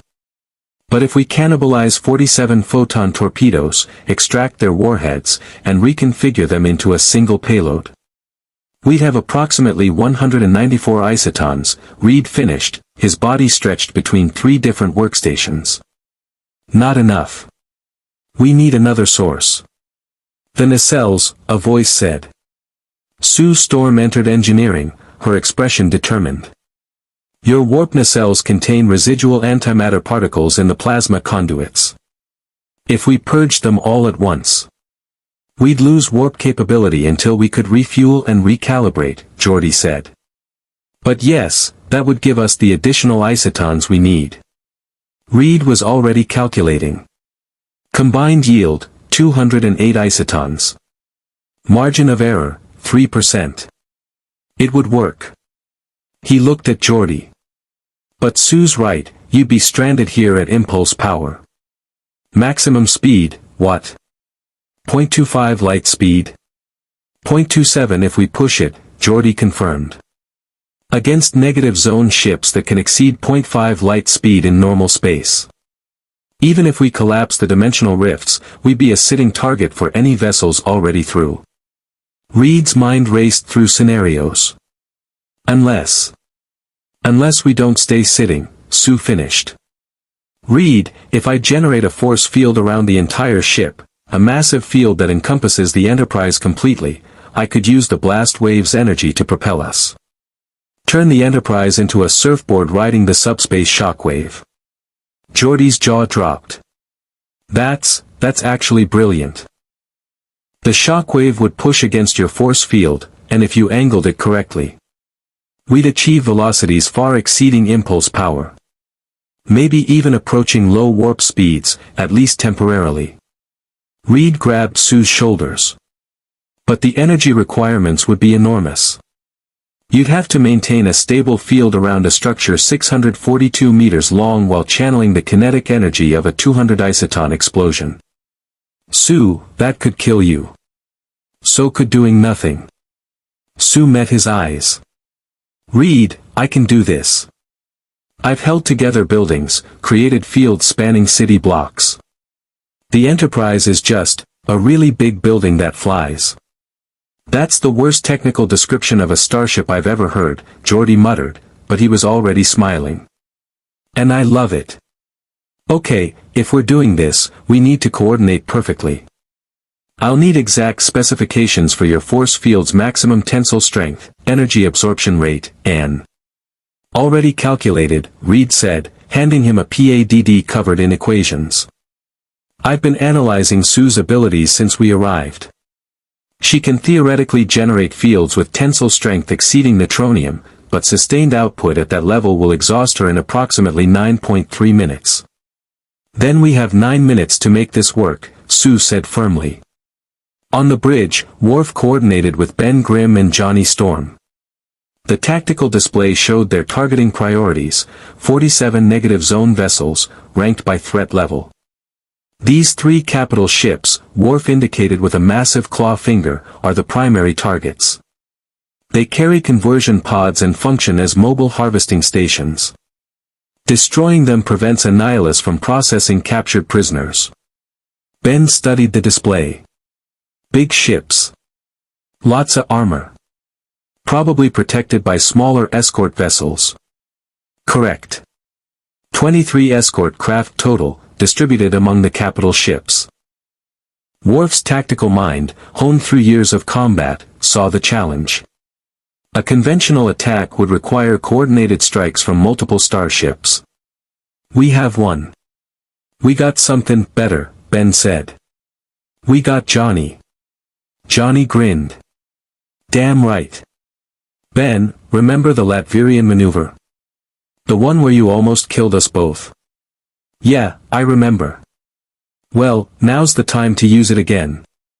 Johnny pulled up a holographic schematic, manipulating it with gestures. Worf, those escort ships, what are they armed with? Energy weapons primarily. Projectile launchers carrying biological payloads. Close-range cutting implements. No shields. Unknown.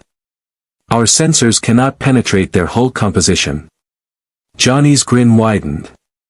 Then here's what we do.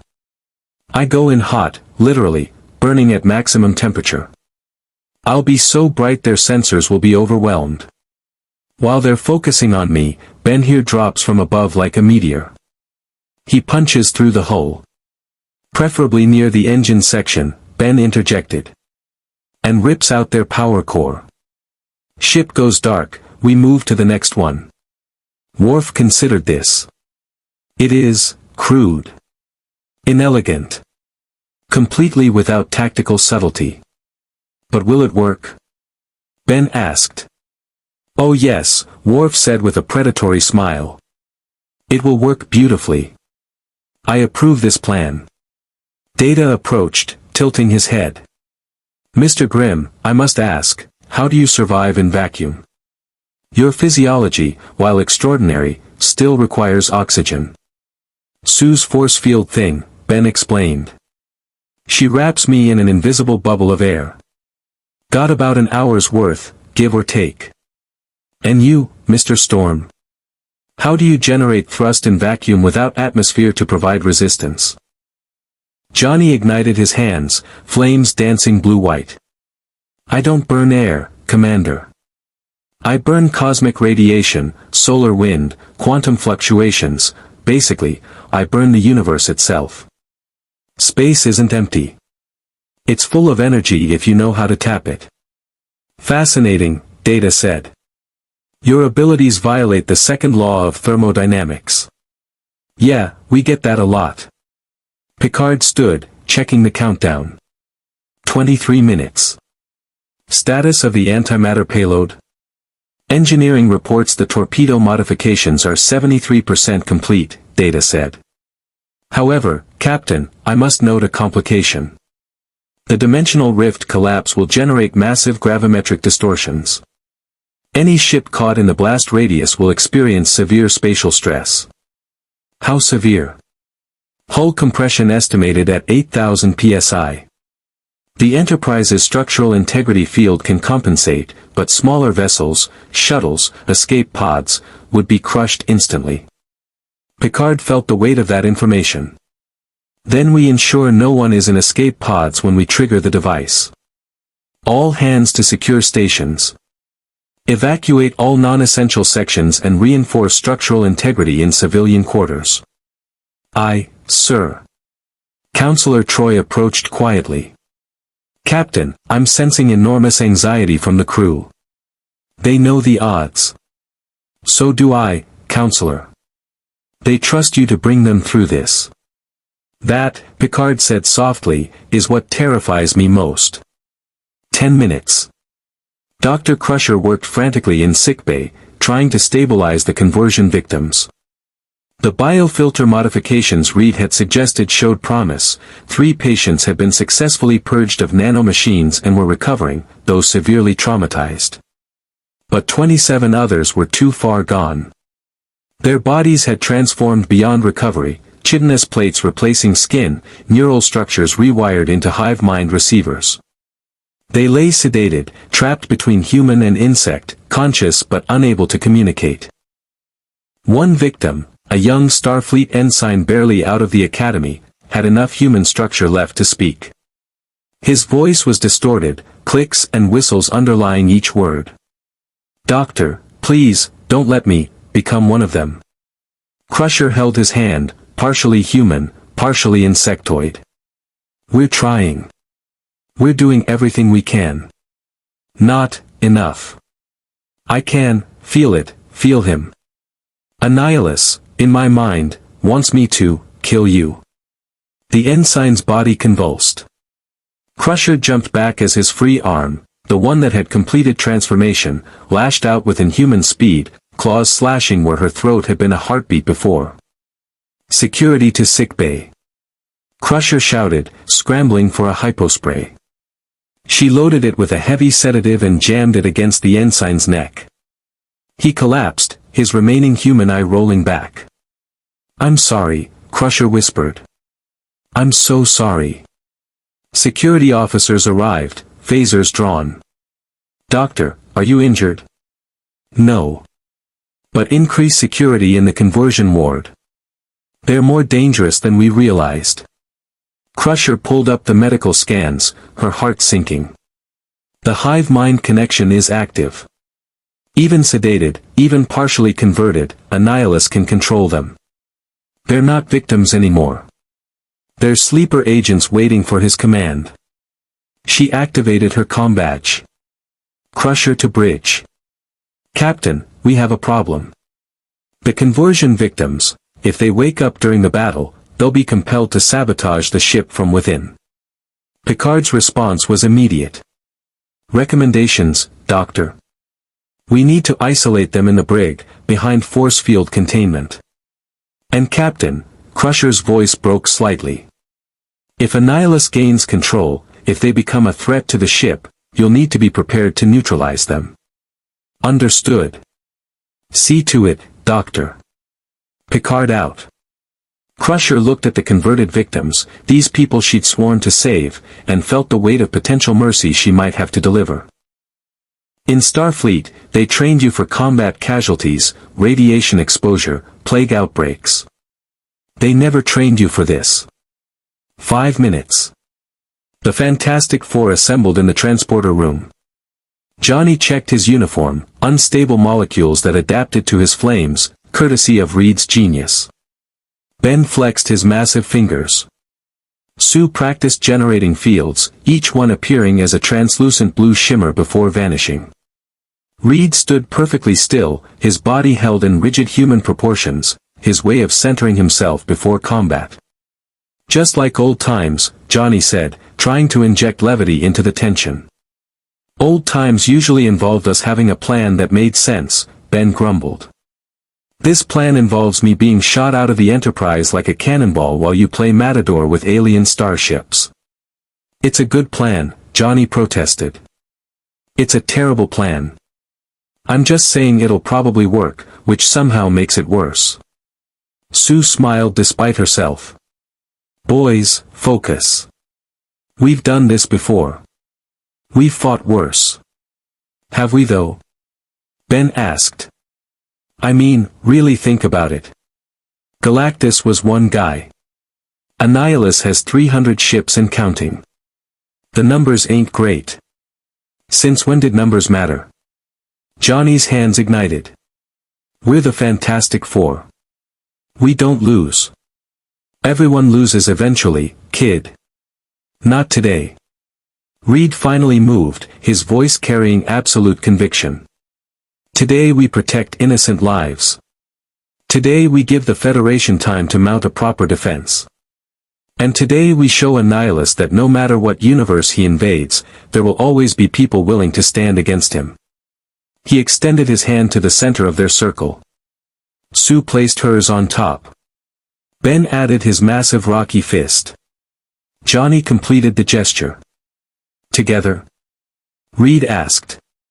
Together, they answered in unison. The transporter room door opened. Picard entered, flanked by Worf and Riker. The fleet has arrived, Picard said quietly. 47 vessels, exactly as predicted. They'll be in weapons range in 3 minutes. We're ready, Sue said. Picard studied them, these 4 individuals from another universe who'd volunteered to stand between his ship and annihilation. I want you to know, what you're doing, it matters. Not just tactically. It matters because you're choosing to help people you've never met, in a universe that isn't your own. That's the very essence of what Starfleet aspires to be. Save the medals for after we win, Johnny said, but his cocky grin softened. Just keep the ship in one piece while we're out there, okay? We'll do our best. Picard extended his hand. Reed shook it, then Sue, then Ben. Johnny just nodded, some gestures transcended words. One more thing, Picard said. If this goes wrong, if the situation becomes untenable. We know the risks, Captain, Reed interrupted gently. But we also know our capabilities. Trust us. I do. And that, Picard admitted, is what scares me most. The Fantastic Four took their positions on the transporter pads.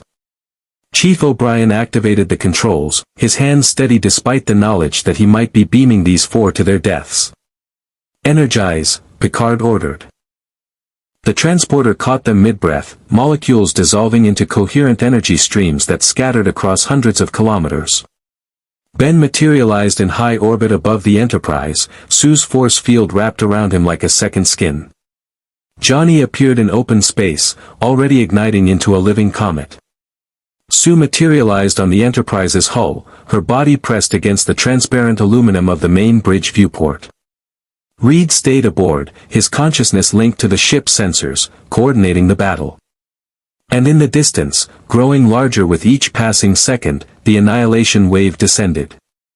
47 ships against 2 humans, 1 rock monster, 1 living flame, and 1 Galaxy-class starship.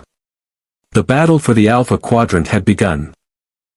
The first negative zone vessel opened fire while still 30,000 kilometers out, a tactical mistake born from Annihilus's arrogance.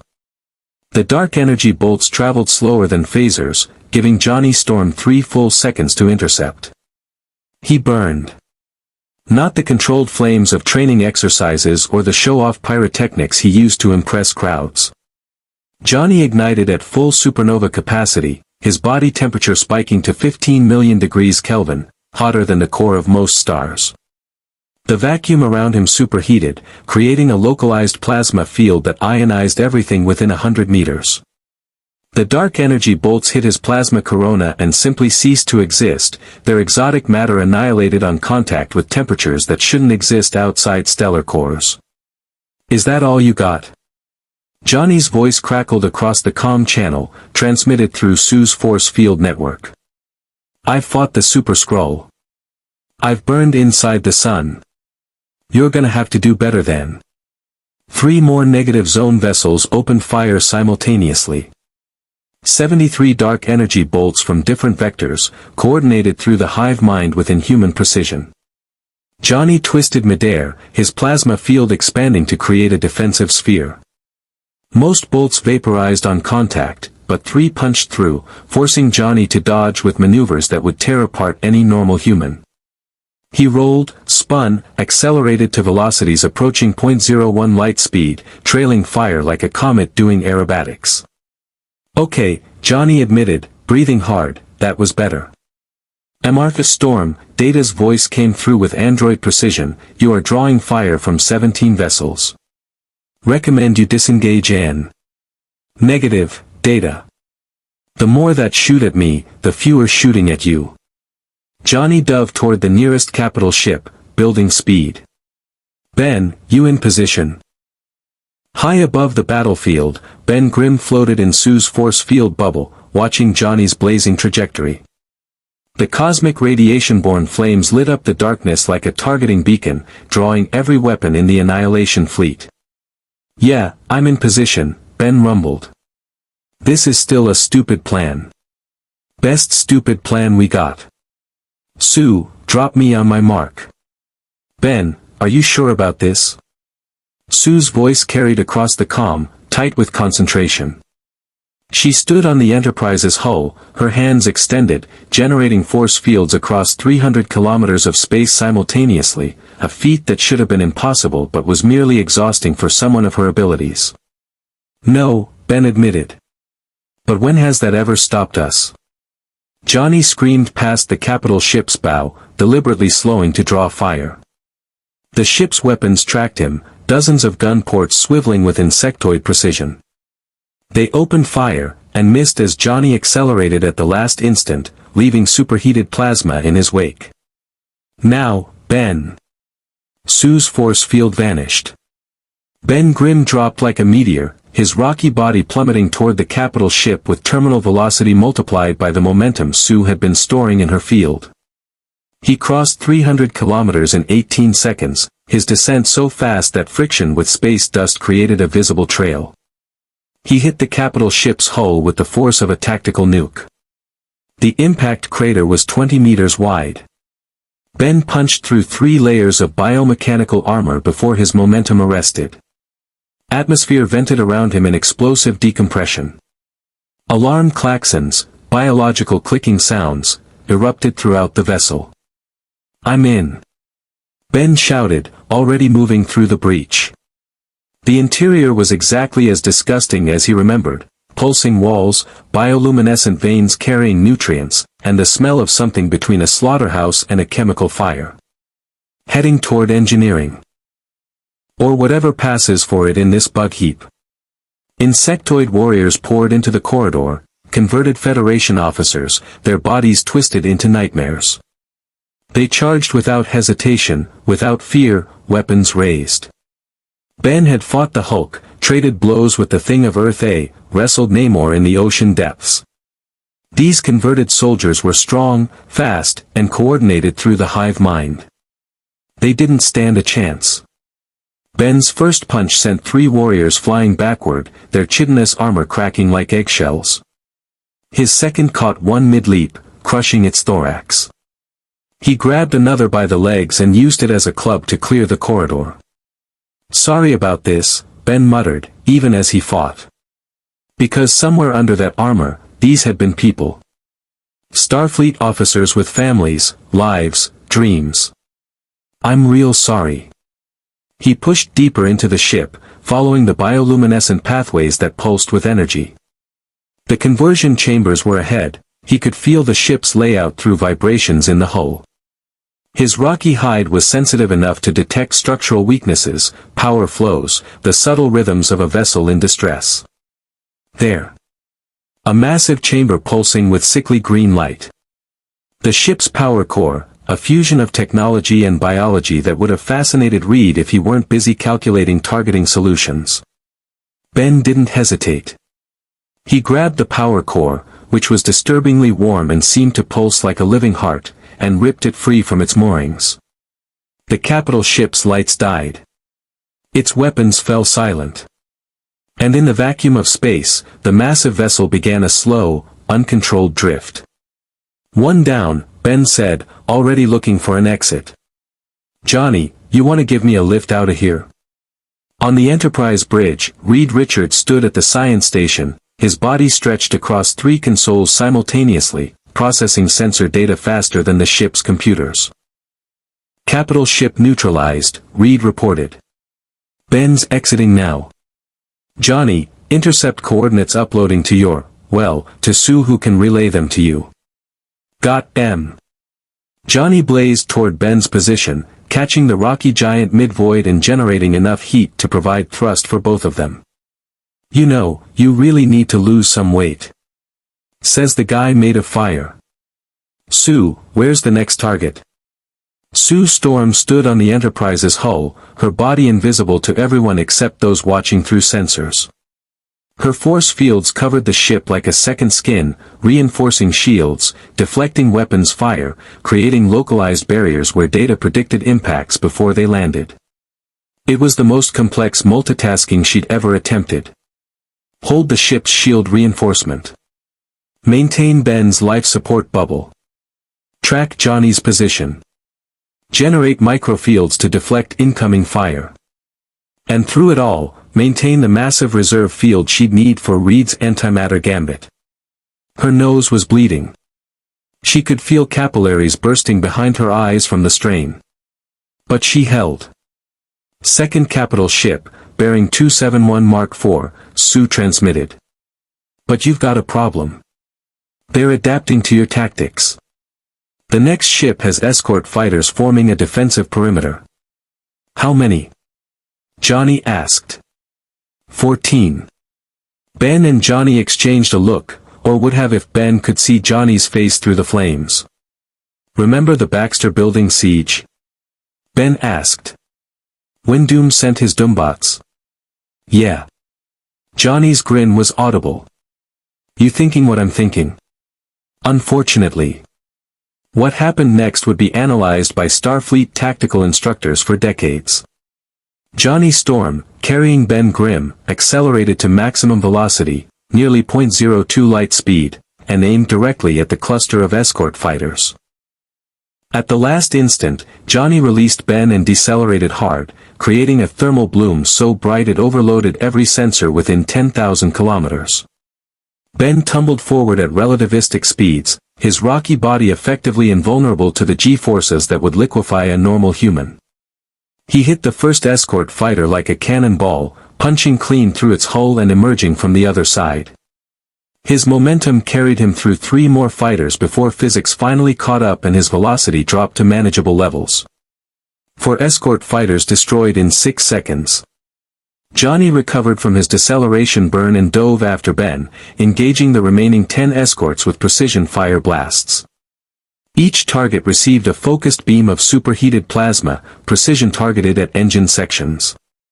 No kills. Johnny had learned long ago that killing should be a last resort, just mobility kills that left the fighters drifting and helpless. "Clear." Johnny called out. "Ben, you still conscious?" "Define conscious," Ben groaned. "Pretty sure I just experienced time dilation. Or had a stroke. Hard to tell." "You're fine. Let's hit that capital ship." But Annihilus was adapting. "They fight well," Annihilus observed from his command vessel, watching the tactical displays. "The flame-bearer and the stone creature work in synchronization. Efficient. Deadly. Predictable. Around him, converted officers processed data, their minds linked to his, their thoughts subsumed into the hive consciousness.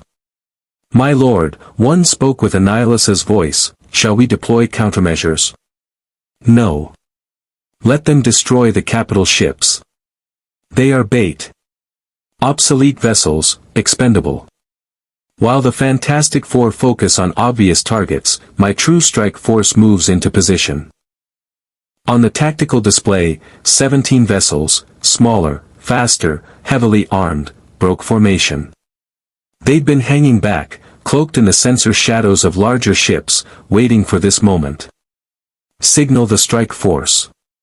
Ignore the Fantastic Four. Target the Enterprise directly.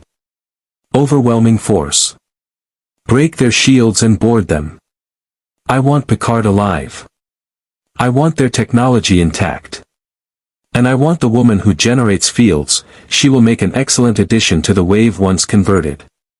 The strike force accelerated, moving with the eerie synchronization of hive-mind coordination. "Captain, I am detecting 17 vessels on intercept course," Data reported, his fingers flying across his console. "Configuration unknown. They were hidden in the sensor shadows of the capital ships. ETA, 45 seconds. Evasive maneuvers," Picard ordered. "All weapons, target those vessels. Worf, fire at will." The Enterprise's phaser banks unleashed brilliant orange beams. They struck 3 of the approaching vessels and, this time, had effect. Shields flared and collapsed under sustained fire. The hulls beneath were still resistant but not invulnerable. "They've changed their armor composition," Geordi's voice came through from engineering. "These ships are adapted to our weapons. We're doing damage but it's taking 3 times as much firepower as it should." "Reed, I need options," Picard demanded. Reed's stretched form contracted, pulling his consciousness back from multiple stations to focus on the new threat. "They're learning. Annihilus must have analyzed the data from the destroyed scout ship, adapted his fleet's defenses. Captain, your phasers are working but not efficiently enough. You need to modulate the frequency, keep changing it so they can't adapt." "Like fighting the Borg," Worf said, already implementing the strategy. Rotating phaser frequencies. Firing. The next volley was more effective. 2 strike force vessels took critical hits, their engines exploding in silent fury. But the remaining 15 kept coming. 30 seconds to weapons range, Data reported. "Sue, I need you to redirect your fields," Reed said urgently. "Forget the ship-wide coverage. Focus everything on the bow. Maximum density. Make it so dense even our torpedoes can't penetrate." "Reed, if I do that, the aft sections will be vulnerable." "I know. Trust me." Sue didn't hesitate. The fields shifted, condensing at the Enterprise's forward sections until they were visible even to normal eyesight, a blue-tinted shimmer in space that refracted starlight like crystallized air. 15 seconds. The strike force opened fire. Dark energy bolts and biological missiles streaked toward the Enterprise. Most struck Sue's concentrated fields and dissipated harmlessly. 3 got through, slamming into the unprotected aft shields. "Shields at 61%, Worf reported. "Hull breach on deck 31, sections 8 through 12. Emergency force fields holding," Data added. "No casualties." 10 seconds. "Now, Reed?" Sue asked through gritted teeth, blood streaming from her nose. "Not yet." 5 seconds. "Reed." "Wait for it." The strike force vessels closed to point-blank range, less than 500 meters. They were preparing to ram, to board, to overwhelm through sheer proximity. "Now!" Reed shouted. "Sue, drop the forward fields. All of them." Sue released the fields with explosive force. The energy she'd been compressing suddenly expanded outward in a kinetic shockwave. It was a trick she'd learned fighting Namor: store potential energy in a compressed field, then release it all at once like a spring uncoiling. The shockwave hit the strike force vessels like a physical wall. 3 were thrown backward, tumbling end over end. 4 more suffered structural damage, their forward hulls crumpling. The remaining 8 scattered, their perfect formation disrupted. Fire torpedoes. Picard ordered. Full spread. The Enterprise unleashed 20 photon torpedoes in 3 seconds. They streaked through the chaos, each one finding a target. 8 more vessels erupted in silent explosions. The strike force was broken. Status of the main fleet. Picard demanded. Holding at range, data reported. Captain, they are not advancing. They are, waiting. Reed's face went pale. Waiting for what? His answer came from sensors. At the edge of the system, a new subspace rupture was forming. Not small like the others. Massive. Kilometers wide. And through it, something enormous was emerging. Captain, data said quietly, I am detecting a vessel of unprecedented scale. Mass, 3.7 million metric tons. Length, 14 kilometers. Power output exceeding 100 Federation starbases combined. On the view screen, Annihilus's personal command ship materialized. It dwarfed everything in the system, a biomechanical leviathan bristling with weapons, surrounded by an escort of 200 smaller vessels. And at its heart, visible through sensor enhancement, Annihilus himself sat on a throne of living metal and bone, his compound eyes fixed on the Enterprise with absolute, implacable hatred. Picard, Annihilus's voice boomed across all frequencies. You have amused me. Your 4 champions have fought well. But amusement ends. Now, you will surrender, or I will harvest every living being in this sector. Starting with your ship. Picard stood, straightening his uniform. Mr. Data, is the antimatter payload ready? Affirmative, Captain. Awaiting launch coordinates. Sue, can you still generate the shield for our escape? Sue's voice came through weak but determined. I can do it. 1 shot. Then I'm done. Ben, Johnny, return to the ship immediately. Cap, we can still fight, Johnny began. That's an order. Return now. The Fantastic Four didn't argue. The universe broke. 208 isotons of antimatter detonated not in normal space, but at the precise intersection of dimensional boundaries, the thin membrane separating the negative zone from the Federation's reality. The explosion didn't follow conventional physics. It couldn't. It was occurring in a space that existed between existence, a mathematical impossibility made horrifyingly real. The dimensional rifts collapsed. Not slowly. Not gradually. Instantaneously, like wounds in reality suddenly stitched closed by the universe's own immune system. 347 subspace ruptures ceased to exist in the span of a single microsecond. And the shockwave began. Brace for impact. Picard's command was swallowed by the roar of reality reasserting itself. Sue Storm stood on the Enterprise's hull, her body already past exhaustion, past pain, operating on pure cosmic radiation and stubborn Storm family willpower. She extended her hands and generated a force field that encompassed the entire Galaxy-class starship, 642 meters of metal, machinery, and 1,014 lives depending on her ability to do the impossible. The shockwave hit like the fist of an angry god.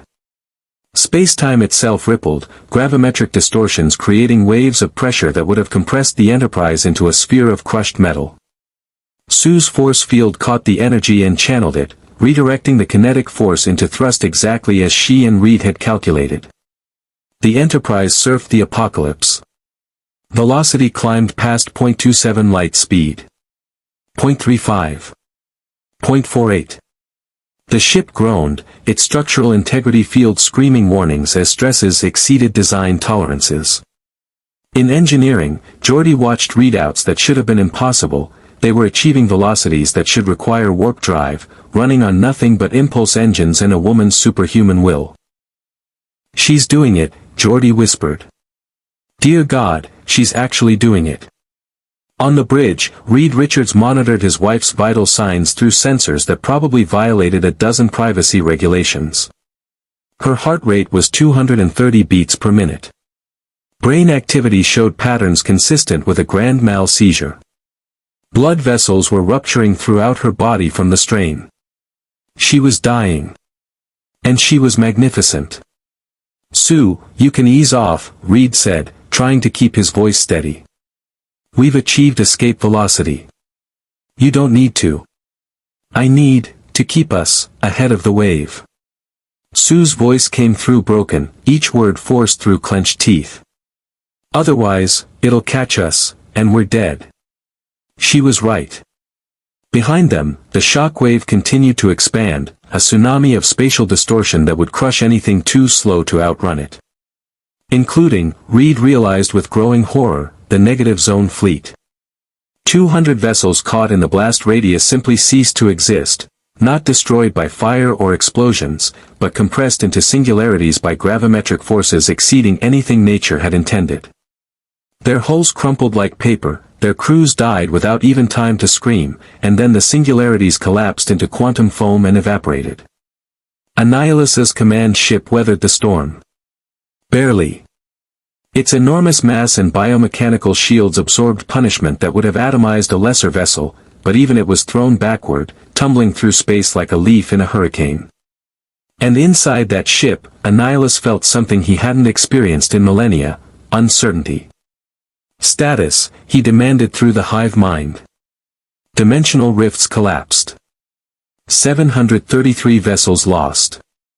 Warp drive offline fleet-wide. Impulse engines damaged. The Enterprise is escaping. Pursuit. Impossible, my lord. The subspace shockwave has destabilized the local region. Warp fields cannot form. All vessels are limited to sublight speeds until the distortion dissipates. Annihilus stared at the retreating dot of light that was the Enterprise, being pushed by forces that shouldn't exist, powered by a human woman doing things that defied every natural law he understood. The Fantastic Four, Annihilus said slowly, his voice a mixture of rage and something that might have been respect, are more resourceful than anticipated. This changes nothing. I claimed this universe. I will have it. But first. He turned his compound eyes toward his tactical officers, converted beings with Starfleet knowledge embedded in their transformed brains. First, I will study these Federation species. Learn their weaknesses. Adapt my forces. And when the subspace distortions clear. Annihilus's mandibles clicked in what might have been a smile. When warp drive becomes possible again. I will show Picard what happens to those who defy the Annihilation Wave. The Enterprise coasted for 3 hours before the shockwave's energy finally dissipated enough for Sue to release her force field. The moment she did, she collapsed on the hull, her body going limp. Medical emergency. Reed's shout echoed through every deck. Sue's down. Transport her directly to sickbay, now. The transporter caught her before she could drift away into space.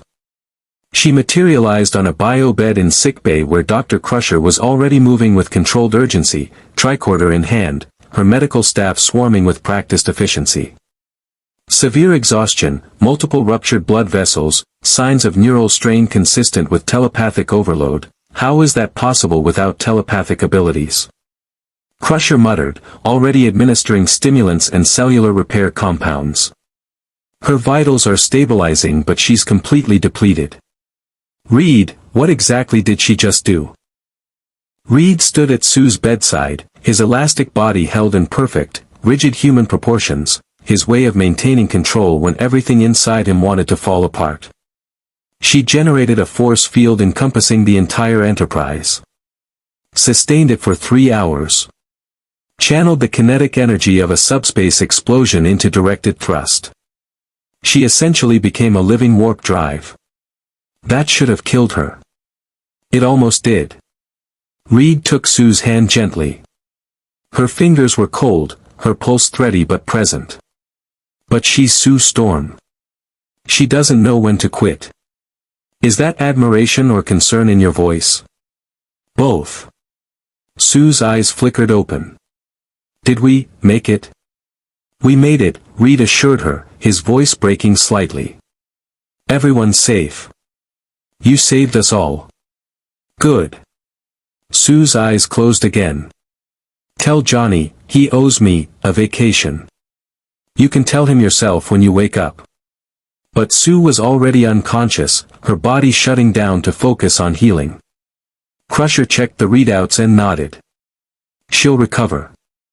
A few days of rest, maybe some physical therapy for the muscle strain. Reed, your wife is the toughest patient I've ever treated. I know, Reed said simply. I've known for 20 years and she still surprises me. In 10 forward, Ben Grimm sat at his reinforced table, a drink in his massive hand that he wasn't actually drinking.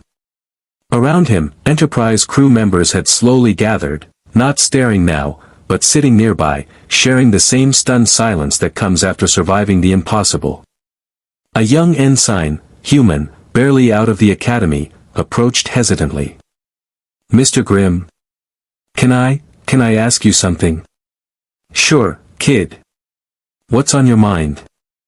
How do you do it? How do you fight things that should kill you and just keep going? Ben studied the ensign, probably 22, 23 years old. The same age Ben had been when the cosmic rays hit, when his life changed forever. You want the honest answer or the hero answer? Honest. Honest answer. Most of the time, I'm terrified. I don't know if I'm gonna make it. I don't know if my team's gonna make it. But I do it anyway, because if I don't, people die. And I can't live with that. So I punch things, I take hits that should kill me, and I trust that Reed's got a plan, Sue's got my back, and Johnny won't do anything too stupid. That's the hero answer too, the ensign said quietly. Yeah, Ben admitted. I guess it is. Guinan appeared with fresh drinks, her ageless face thoughtful. You did well today, Ben. All of you did. We survived. That ain't the same as winning. Sometimes survival is winning. Guinan placed a drink in front of him, not synthahol this time, but something stronger. Real alcohol, imported from Earth. You gave the Federation time to respond. You showed them that the negative zone isn't invincible. And you proved that even heroes from another universe can make a difference here. We also painted a target on everyone's backs. Annihilus ain't gonna forget what happened today. No, Guinan agreed. He won't. But neither will the Federation. They'll remember the day 4 strangers risked everything to protect people they'd never met. That's not nothing, Ben. That's everything. Ben finally took a drink. It burned going down, good, real, honest alcohol that his enhanced metabolism would process in minutes, but that tasted like home. I just hope we can find a way back before Annihilus figures out how to restart his invasion. Reed's working on it, but... He trailed off. But you're not sure there is a way back, Guinan finished. Yeah. Would that be so terrible? Staying here. Ben looked around 10 forward, at the crew members who'd stopped staring and started treating him like a person, at the stars visible through the viewports, at a universe that was familiar and alien all at once. I got friends back home. A life. People who depend on me. And here? Here I'm a freak from another dimension who just helped trigger an interdimensional war. Ben's rocky features twisted into something like a smile. But at least nobody's surprised when I walk through walls by accident. You got Klingon, Vulcans, and living rock creatures all serving on the same ships. In this universe, maybe I ain't so unusual after all. The bridge was quiet except for the hum of systems returning to normal operations. Picard sat in his command chair, reviewing damage reports with the weary acceptance of a captain who just survived the unsurvivable. Final casualty count, he asked quietly. Riker consulted his PADD. 17 injured, mostly minor. 3 critical but stable. Decks 12 and 31 sustained structural damage. We lost an entire cargo bay to explosive decompression. But Captain, no deaths. Not a single fatality. Picard absorbed that. Against 700 negative zone vessels, against Annihilus himself, they'd survived with 0 casualties. That's remarkable. That's Sue Storm, Riker corrected. According to Geordi's analysis, her force fields prevented at least 43 instances of critical hull breach. Without her, we would have lost hundreds of crew members. Noted for the official report. Picard stood, moving to the view screen. Outside, stars streamed past at impulse velocity. They were still running, still putting distance between themselves and the disabled negative zone fleet. What's our status on warp drive? The subspace distortions are clearing faster than Reed predicted, data reported. We should be able to achieve low warp speeds in approximately 4 hours. However, Captain, I must note, the same distortions that prevent us from achieving warp also prevent Annihilus from pursuing. A temporary reprieve. Picard clasped his hands behind his back. Mr. Data, what's your assessment of the strategic situation? We successfully collapsed the dimensional rifts, preventing additional negative zone forces from entering our universe. However, approximately 147 hostile vessels remain operational in Federation space. Annihilus's command ship survived and remains a significant threat. When subspace stabilizes and warp capability returns, he will resume offensive operations. Recommendations. We must warn every Federation colony, star base, and vessel in the sector. We must provide tactical data on negative zone technology to Starfleet Command. And we must prepare for a protracted conflict against an enemy with superior numbers and adaptive capabilities. In other words, Picard said dryly, we've bought time, but not victory. Correct, sir. Counselor Troi approached from her station. Captain, there's something else we need to consider. The conversion victims in our brig, they're still connected to Annihilus's hive mind. As long as they're alive, they're potential security risks. Dr. Crusher believes she can sever that connection using the biofilter modifications Reed designed. She can sever the technological connection. But the psychological trauma. Troi shook her head. Captain, these people were conscious while being transformed. They remember everything. Even if we restore their bodies, their minds may never recover. Picard felt the weight of every impossible decision he'd made in the past 6 hours. We'll cross that bridge when we reach it, Counselor. For now, our priority is survival and warning the Federation. The turbolift doors opened. Reed Richards emerged, looking exhausted but functional. Johnny Storm followed, still smoking slightly. Ben Grimm barely fit through the doorway.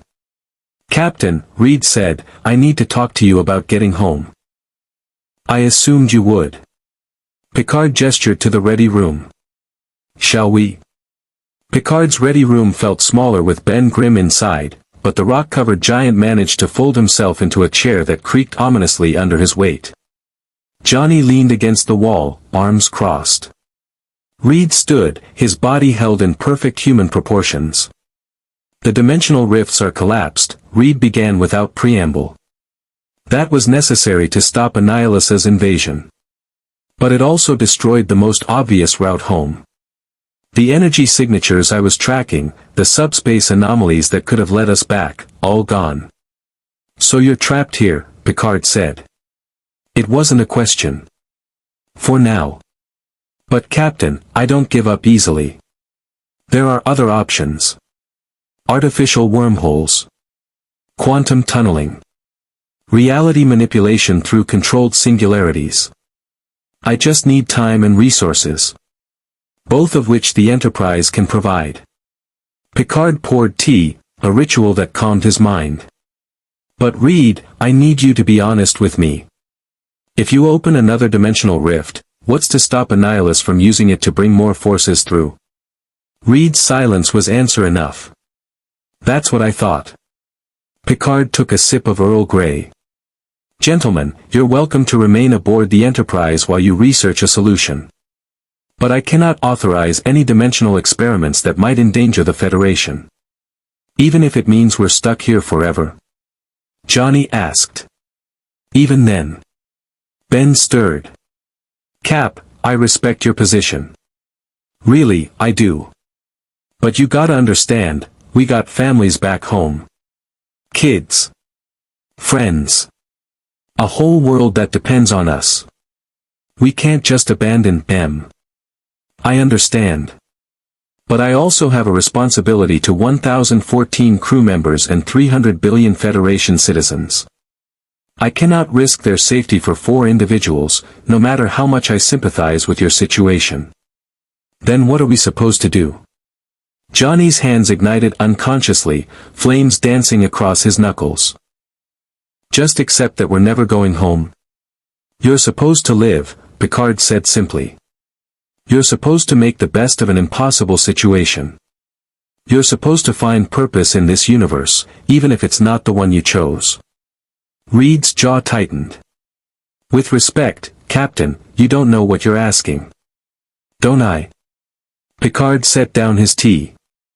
I've been to the future and been forced to return to the present. I've had my mind taken over by the Borg, forced to commit atrocities against my own people. I've lost crew members, lost ships, lost battles I should have won.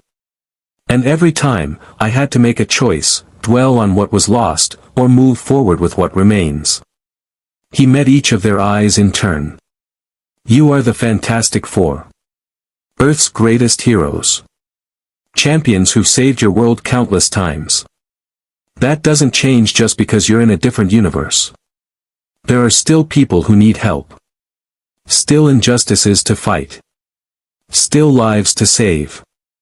You can spend your energy trying to go home, or you can spend it making a difference here. The choice is yours. Reed was quiet for a long moment. You're right. Of course you're right. But Captain, can you honestly tell me that if you were in my position, if you were trapped in another universe, separated from everyone you loved, you wouldn't move heaven and earth to get back? No, Picard admitted. I can't tell you that. Because I would do exactly what you're planning to do. And that's what frightens me most, because I understand you, Reed. I understand the desperation, the brilliance, the absolute certainty that you can solve any problem if you just think hard enough. But some problems don't have solutions. Some doors, once closed, should stay closed. The ready room fell silent except for the gentle hum of the ship's systems. Finally, Ben spoke. So what happens now? The stars looked different through the windows of the USS Enterprise. Not wrong, exactly, but unfamiliar in the way a foreign language sounds when you almost, but not quite, understand it. Reed Richards stood in the observation lounge long after the meeting ended, his reflection ghosting across the viewport as he stared at constellations he'd never mapped, nebulae that Earth's astronomers had never catalogued.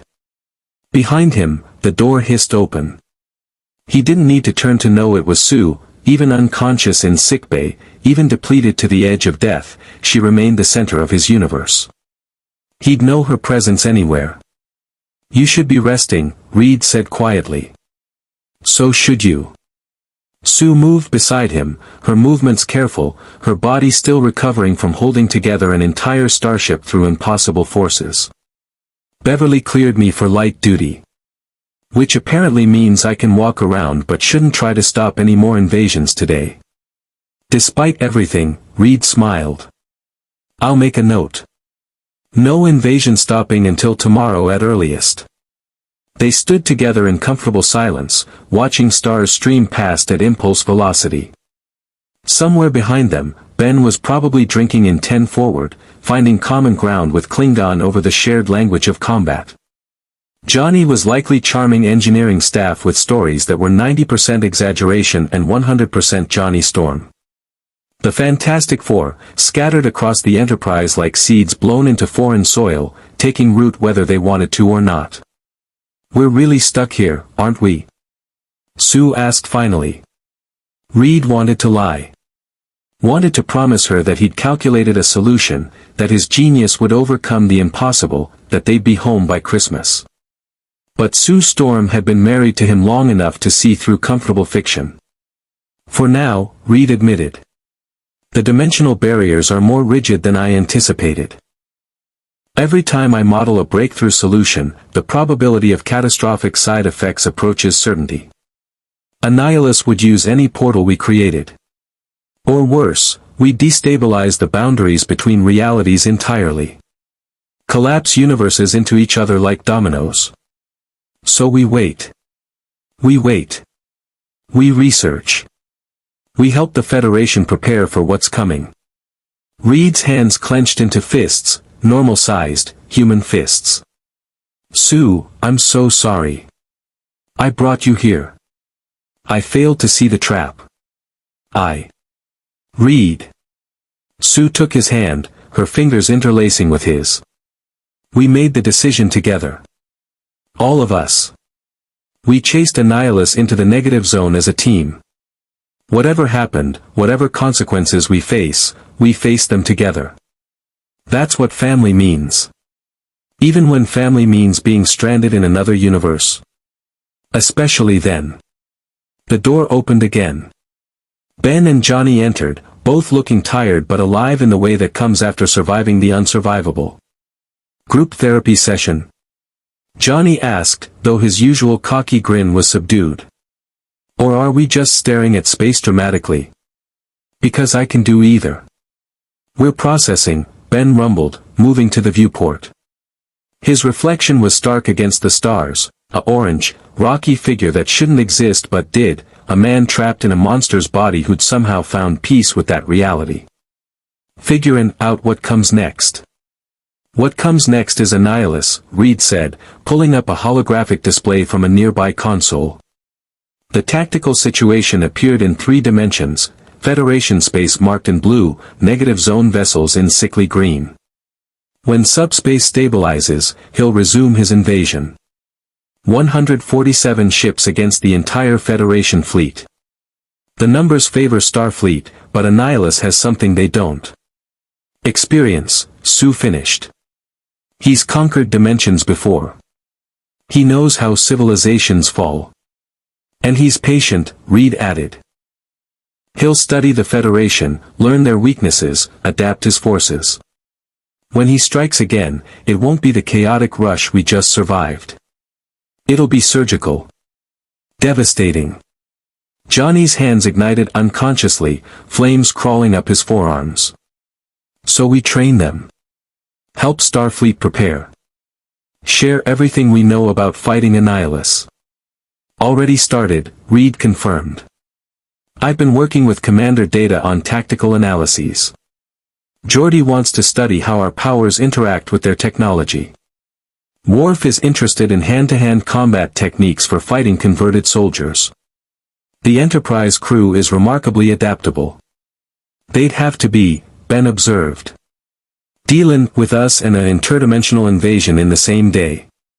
That's gotta be some kinda record. Captain's log, stardate 43427.8, Picard's voice came through the ship's intercom, broadcasting to all decks. The Enterprise has survived an encounter with forces from beyond our reality. Casualties were miraculously minimal, though the psychological impact will take time to assess. The Fantastic Four, Reed Richards, Susan Storm, Johnny Storm, and Ben Grimm, have proven themselves allies of the Federation, risking their lives to protect a universe not their own. Picard's voice carried the weight of command, but also something else. Respect. Gratitude. Starfleet Command has been briefed on the negative zone threat. The Fifth Fleet is en route to reinforce our position. Klingon and Romulan forces have been warned, though whether they'll cooperate remains uncertain. What is certain is that the Alpha Quadrant faces an existential threat unlike any we've encountered before. A pause. Then, softer. But we also have something we didn't have before. We have heroes who fought cosmic threats and survived. We have individuals who've shown us that courage and sacrifice aren't bound by dimensional barriers. And we have proof that even when darkness crosses universes, light can follow. The intercom clicked off. Johnny wiped at his eyes quickly, pretending he had smoke in them. Damn. That was a good speech. Yeah, Ben agreed, his gravelly voice thick with emotion. It was. Sue leaned against Reed, her head on his shoulder despite the height difference his elastic body could have corrected but didn't. We made a difference today. Even if we never get home, even if we're stuck here forever, we saved lives. That has to count for something. It counts for everything, Reed said quietly. But Sue, I promise you, I will find a way home. I don't know when. I don't know how. But I will never stop trying. I know you won't. That's one of the things I love about you. And one of the things that drives me crazy. She smiled. But Reed? Until you figure it out, let's try to actually live here. Not just survive. Live. Make friends. Explore this universe. Maybe even enjoy the adventure. Enjoy being stuck in the Star Trek universe while an interdimensional warlord hunts us. Johnny laughed. Sue, you're insane. Probably. But I'm also right. Sue straightened, looking at each of them. We're the Fantastic Four. We don't give up. We don't break. And we don't let impossible situations define us. So here's what we do, we help the Federation stop Annihilus. We learn everything we can about this universe's science and technology. And we live every day like it matters, because it does. Ben cracked his knuckles, the sound like boulders grinding. The lady's got a point. We've faced worse odds before. Have we though? Johnny asked. Okay, maybe not. But we've faced equally terrible odds. And we're still here. Barely. Still counts. Reed pulled up a star chart, his scientific mind already cataloging the differences between their universe and this one. According to Federation records, there are thousands of inhabited worlds in this galaxy alone. Billions of species. Technologies we can't imagine. If we're going to be here for any length of time, we should at least make the most of it. Starting with stopping Annihilus, Sue said firmly. Starting with stopping Annihilus, Reed agreed. They stood together in the observation lounge, for individuals from another reality, bound by cosmic radiation and choice, staring at a universe that wasn't home but might become one. Behind them, the Enterprise hummed with life and purpose. Around them, a crew of explorers adapted to the impossible with the practiced ease of those who'd made a career of seeking out the unknown. And somewhere in the cold darkness between dimensions, Annihilus plotted his revenge, unaware that he'd made a critical miscalculation. He'd expected the Fantastic Four to be isolated. Desperate. Vulnerable. Instead, he'd driven them into alliance with a federation built on principles of exploration, cooperation, and the fundamental belief that diversity was strength. He'd given them access to technology centuries ahead of their own Earth. He'd motivated them with the clearest possible purpose, protect innocent lives at any cost. Annihilus had meant to trap the Fantastic Four in a universe where they were powerless. He'd accidentally placed them exactly where they could do the most damage to his plans. The Alpha Quadrant's greatest heroes had just gained 4 new champions. And when Annihilus returned, not if, but when, he would discover that the Fantastic Four were no longer refugees. They were Starfleet's secret weapon. The war for the Federation had only just begun. But for the first time since arriving in this strange new universe, Reed Richards allowed himself a small smile. Because he'd run the calculations. Analyzed the variables. Studied the Federation's capabilities and the Fantastic Four's unique advantages. The odds were still terrible. But they were no longer impossible. And impossible, Reed had learned long ago, was just another word for not yet solved. Computer, Reed said quietly, begin personal log. Entry 1. Today we saved a universe that isn't ours. Tomorrow we'll start figuring out how to get home. But right now, in this moment, I'm grateful. Grateful for my family. Grateful for new allies. Grateful that even across dimensions, the fundamental principle remains true: when darkness comes, there will always be those willing to stand against it. He looked at Sue, Ben, and Johnny, his family, his team, his reason for everything. We are the Fantastic Four. And no matter what universe we're in, that means something. End log. The stars continued streaming past the viewport, carrying the Enterprise and its newest crew members toward whatever came next. Adventures. Discoveries. Battles against threats both familiar and unknown. The journey home would be long, if it came at all. But the Fantastic Four had never been afraid of the journey. They'd only ever been afraid of standing still. And in the vast, infinite possibilities of the Star Trek universe, standing still was the one thing that would never happen. Live long and prosper. Hit the subscribe button for more amazing stories.